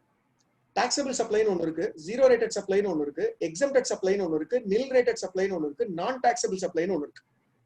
இதுல நான் டாக்ஸபிள் என்ன அப்படிங்கறத முதல்ல சொல்லிடுறேன். எது ஜிஎஸ்டி வரம்புக்குள் வரும் ஆனா வேண்டாம்னு கவர்மெண்ட் சொல்லியிருக்கு, இது நான் டாக்ஸபிள். உதாரணத்துக்கு குட்ஸ் உடைய டெஃபினிஷன்லயே பாத்தீங்கன்னா செக்யூரிட்டிஸ் எடுத்திருப்பாங்க, குட்ஸ் டெஃபினிஷன்ல கிடையாது அப்படின்னு சொல்லி. பாண்டு, ஷேர், டிபெஞ்சர் இதெல்லாம் செக்யூரிட்டிஸ் வந்து குட்ஸும் கிடையாது, செக்யூரிட்டிஸ் வந்து சர்வீஸும் கிடையாது. அப்போ அது நாட் டாக்ஸபிள் ஆகுது, ஜிஎஸ்டிக்குள்ள அது வராது. Alcoholic liquor for human consumption 9 subsection 1ல சொல்றாங்க இது ஜிஎஸ்டிக்குள்ள வராது அப்படின்னு சொல்லி. ஸோ அதுக்கு ஜிஎஸ்டி வராது, நாட் டாக்ஸபிள். அப்போ இதற்கு பிறகு 9 சப்செக்ஷன் 2ல பெட்ரோலியம் ப்ராடக்ட்ஸ் 5 விதமான பெட்ரோலியம் ப்ராடக்ட்ஸ் சொல்றாங்க. Crude, petrol, diesel, aviation fuel, natural gas. இது 5த்துக்கும் உண்டு ஆனா இப்ப கிடையாது அப்படின்ட்டாங்க. அப்போ அதுவும் நாட் டாக்ஸபிள்ல போயிடுது. இது எல்லாம் நாட் டாக்ஸபிள் அப்படிங்கிறது என்னோட வியூ. அப்போ ஷெட்யூல் 3ல வரக்கூடியது என்ன அப்படின்னு கேட்டீங்கன்னா அது நோ சப்ளை. சப்ளை ஆனா நாட் டாக்ஸபிள் அப்படிங்கிறது ஒரு வேற ரகம். சப்ளையே கிடையாது அப்படிங்கிறது ஜிஎஸ்டிக்குள்ள இல்ல, எது சப்ளைலயே வராதுங்கும் போது அது டாக்ஸபிள்குள்ளேயே வராது. இன்னும் இன்கம் டாக்ஸ் ஆங்கிள் சொல்லணும்னா இன்கமா இருந்தாதான் அது எக்ஸம்டடா இல்லையான்னு நம்ம யோசிக்கணும். அது இன்கமே இல்ல சார், கேபிட்டல் அக்கௌண்ட் டிரான்சாக்ஷன் அப்படின்னு இருந்தால் அது எப்படி இன்கம் டாக்ஸ் குள்ள வரும்? அதுக்கு எக்ஸம்ஷன் இருக்கா சார் நீங்க கேட்க வேண்டிய அவசியம் இல்லை. அது மாதிரிதான் நான் பாக்குறேன். ஷெட்யூல் 3ல வரக்கூடியது அனைத்துமே நோ சப்ளை. என்ன பொறுத்த வரைக்கும் டாக்ஸபிள் ஈவென்ட்டே ட்ரிகர் ஆகாத ஒரு விஷயத்த நான் ஏன் டர்ன் ஓவருக்குள்ள எடுத்துட்டு வரணும்? உதாரணத்துக்கு ஒருத்தர் ஹைசி சேல் மட்டுமே பண்றாரு, 600 கோடிக்கு பண்றாரு, அவர் ஜிஎஸ்டி ரெஜிஸ்டர் பண்ணிக்க வேண்டிய அவசியமே இல்லை. ஏன்னா ஹைசி சேல் ஷெட்யூல் 3ல வருது. ஷெட்யூல் 3ல வரக்கூடிய டர்ன் ஓவர் எவ்வளவு இருந்தாலும் நீ வந்து ஜிஎஸ்டிக்குள்ள வரவே போறது இல்லை, அவசியம் இல்லைங்கிறது என்னோட வியூ. உதாரணத்துக்கு இப்படி சொல்றேன், சேலரி மட்டுமே என்னோட இன்கம் சார். என்னுடைய சேலரி இன்கமே ஒரு வருஷத்துக்கு வந்து 8 கோடின்னு வச்சுக்கோங்க. இப்ப கலாநிதி மாறனுக்கு ஒரு வருஷத்துக்கு 26 கோடி சேலரி, அவர் ஜிஎஸ்டி ரெஜிஸ்டர் பண்ணணுமா? இல்ல இல்லையா? ஏன்னா ஷெட்யூல் 3 மட்டும் தானே நடந்திருக்கு. அதுதான் என்னோட பாயிண்ட். சோ ஷெட்யூல் 3 நீங்க சேர்க்க வேண்டிய அவசியமே கிடையாது. ஃபார் எக்ஸாம்பிள் டர்ன்ஓவர் எதுவுமே டர்ன்ஓவருக்குள்ள சேராதுங்கிறது என்னோட வியூ. ஃபார் எக்ஸாம்பிள் என்னுடைய பிசினஸ் டர்ன்ஓவர் 4 crore 90 lakhs இருக்கு, salary 20 lakhs வரும்போது 5 crore 10 lakhs வரணும்னா இந்த இடத்துல கொஞ்சம் வந்து கரெக்ட். ஆனா இந்த இடத்துல எடுக்க வேண்டிய அவசியம் இல்ல, ஏன்னா நாட் டாக்ஸபிள் வேறு, நோ சப்ளை வேறு. நில்ரேட்டட் சப்ளைல வந்து அந்த புக்ஸ்லாம் வாங்கி படிக்கும்போது no supply will included for the needed சப்ளைன்னு சொல்றாங்க. அது தப்பு சார். அத நான் வந்து அத சில ஆத்தர்ஸ் வந்து தப்பா எழுதிடுறாங்க. ஏன்னா அந்த நில் ரேட்டட் சப்ளைங்கிறதுடைய டெஃபினிஷனை பழைய எக்ஸைஸ் படிச்சவங்களுக்கு புரியும். எக்ஸைஸ்ல என்ன பண்ணிடுவாங்கன்னா டாரிஃப் ஆக்ட்லயே, சென்ட்ரல் எக்ஸைஸ் டாரிஃப் ஆக்ட் செட்டான்னு சொல்லுவோம், அந்த சென்ட்ரல் எக்ஸைஸ் டாரிஃப் ஆக்ட்லயே அந்த ஐட்டத்தோட பேரை கொடுத்துட்டு அதுக்கு அகைன்ஸ்டா ரேட்டட் நில்லுன்னு போட்டுருவாங்க. அதுக்கு பேர் தான் நில் ரேட்டட். ஜிஎஸ்டில நில் ரேட்டட்னு ஒரு விஷயம் இல்லவே இல்லை. புக்ஸ் ஆஃப் அக்கவுண்ட்ஸ் இதுக்கு சம் டேன் ஒரு லிஸ்டிங்ஸ் வரும், அப்ப எப்படி ரிப்போர்ட் பண்றது? அதாவது நோ சப்ளைல வரக்கூடியது நம்ம 5O ல எனி அதர் டர்ன்ஓவர்ல காமிச்சிடலாம். 9C பொருந்தாத 9C பொருந்தாத பார்ட்டிக்கு என்ன? 9C பொருந்தாத பார்ட்டிக்கு சார் அங்கேயுமே என்னுடைய சஜஷன் வந்து நாம ஒரு ரிகார்ட் போட்டு வச்சுக்கணும். இன்கம் டாக்ஸ்க்கும் என்னுடைய ஜிஎஸ்டிக்கும் ஒரு ரிகார்ட் ஒன்னு போட்டு வச்சுக்கணும். அந்த ரிகார்டை காட்ட வேண்டியதான் நம்மளுடைய கடமை நான் நினைக்கிறேன். 5 minutes க்ளோஸ் பண்ணிக்கலாம் சார். இப்போ ஏதாவது ஒரு வேல்யூபிள் क्वेश्चन இருந்தா அட்ரஸ் பண்ணுங்க. அடுத்த கிளாஸ் இருக்கு நோட்டீஸ் பே ரெக்கவரி. என்னோட வியூ எஸ் சார், நோட்டீஸ் பே ரெக்கவரி ஜிஎஸ்டி உண்டு அப்படிங்கறதா என்னோட வியூ. ஏன்னா அது வந்து எம்ப்ளாயருக்கு பண்ணக்கூடிய சர்வீஸ் இல்ல, எம்ப்ளாயர் எம்ப்ளாயிக்கு பண்ணக்கூடிய சர்வீஸ். அதுவும் எதுக்கு இதுவா கவுண்டரா அவர் வாங்கிக்கிறாருன்னா வேலையை விட்டு போறதுக்கு. நீங்க எம்ப்ளாயியா கண்டினியூ ஆகிறதுக்கு நான் வாங்கல, நீங்க எம்ப்ளாய்மெண்ட் விட்டு வெளியே போறதுக்காக நான் வாங்கிக்கிறேன். ஸோ அப்போ கண்டிப்பா அது லிக்விடேட்டட் டேமேஜஸ் மாதிரி ஈக்குவலா வரும்னு நான் எதிர்பார்க்கிறேன். ஸோ அதுக்கு ஜிஎஸ்டி உண்டுங்கிறது என்னுடைய வியூ. தேங்க்யூ.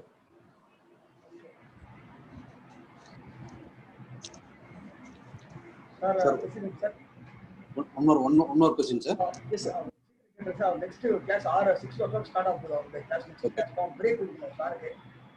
ஓகே சாரி, ஒரு ஸ்மால் இதுதான் உங்களுக்கு. இம்போர்ட் ஆஃப் குட்ஸ்ல வந்துட்டு டோட்டல் 15 ஐட்டம்ஸ் இம்போர்ட்டட். ஹலோ கேக்குது சார். கேளுங்க சார், கேளுங்க சார். இம்போர்ட் ஆஃப் குட்ஸ்ல வந்துட்டு 15 ஐட்டம்ஸ் பர்ச்சேஸ் த்ரூ இன்வாய்ஸ். அதுல வந்து 9 ப்ராடக்ட்ஸ் கவர்ட் அண்டர் இபிடிசி ஸ்கீம்ல வந்திருக்கு, டாக்ஸ் இல்ல அதுல. பாக்கி ரிமைனிங் வந்து 6 ப்ராடக்ட்ல இம்போர்ட் பண்ணவர் வந்து 2 ப்ராடக்ட் மட்டும் தான் இன்வாய்ஸ் ரைஸ் பண்ணியிருக்கிறாரு. பாக்கி 4க்கு இன்னும் இன்வாய்ஸ் ரைஸ் பண்ணாம வச்சுட்டு இருக்காரு. சார் இம்போர்ட்ல எப்படி இன்வாய்ஸ் இல்லாம உள்ள வரும்? இல்ல இன்வாய்ஸோட வந்திருக்கு சார். பட் இங்க இன்வாய்ஸ் இம்போர்ட் பண்ண ஒரு இந்தியாவில் வந்துட்டு அகைன் சேல் பண்ணும்போது இவர் இம்போர்ட் பண்ணி கிளியர் பண்ணிட்டு அப்புறம் விற்கும் போது சொல்றீங்களா? கிளியர் பண்ணிட்டு விற்கும் போது அது 18-19 வந்து he has imported 15 items on which 8 items for own use he has taken back under EPGC scheme. Remaining 6ல வந்து 2க்கு மட்டும் தான் இன்வாய்ஸ் ரைஸ் பண்ணியிருக்காரு. ஓகே. இன்னொரு 4 ஐட்டம்ஸ்க்கு இன்னும் இன்வாய்ஸ் ரைஸ் பண்ணாம வச்சிட்டு இருக்காரு. No issue. அது உங்க ஸ்டாக்ல தானே இருக்கு.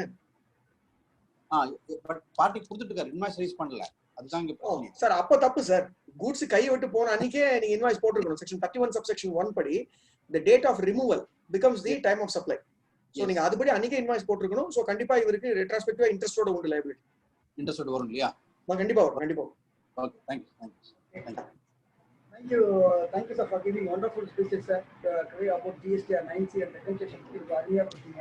இந்த வெபினார் வந்து எங்களுடைய மெம்பருக்கு ரொம்ப யூஸ்ஃபுல்லா இருக்கும். One second thank you sir. அதுக்கப்புறம் வந்து மெம்பர் அனைவருக்கும் ஒரு இன்ஃபர்மேஷன். சாருடைய கிளாஸ் பார்க்கும்போது இவ்வளோ அழகா அருமையா இருக்கிற கிளாஸை வந்து நான் ஆல்ரெடி அவருடைய காம்ப்ளெக்ஸ் அவர் சொல்ல நானாக தான் சொல்றேன். இந்த கல்வி எல்லாருக்கும் வரணும் அப்படின்ற ஒரு அடிப்படையில, அதுவும் நம்மளுடைய தாய்மொழியில தமிழ்ல அழகா 10-12 செஷன் கொடுக்குறாங்க. இது வரைக்கும் பாத்தீங்கன்னா வந்து 4 செஷன் கம்ப்ளீட் ஆயிருக்கு. இன்னும் 8 செஷன் வந்து நம்மளுக்கு வந்து பெண்டிங் இருக்கு. இன்னைக்கு 6 மணி கிளாஸும் அந்த கிளாஸ் தான். அந்த கிளாஸ் நான் கூட ஜாயின் பண்ணியிருக்கேன்.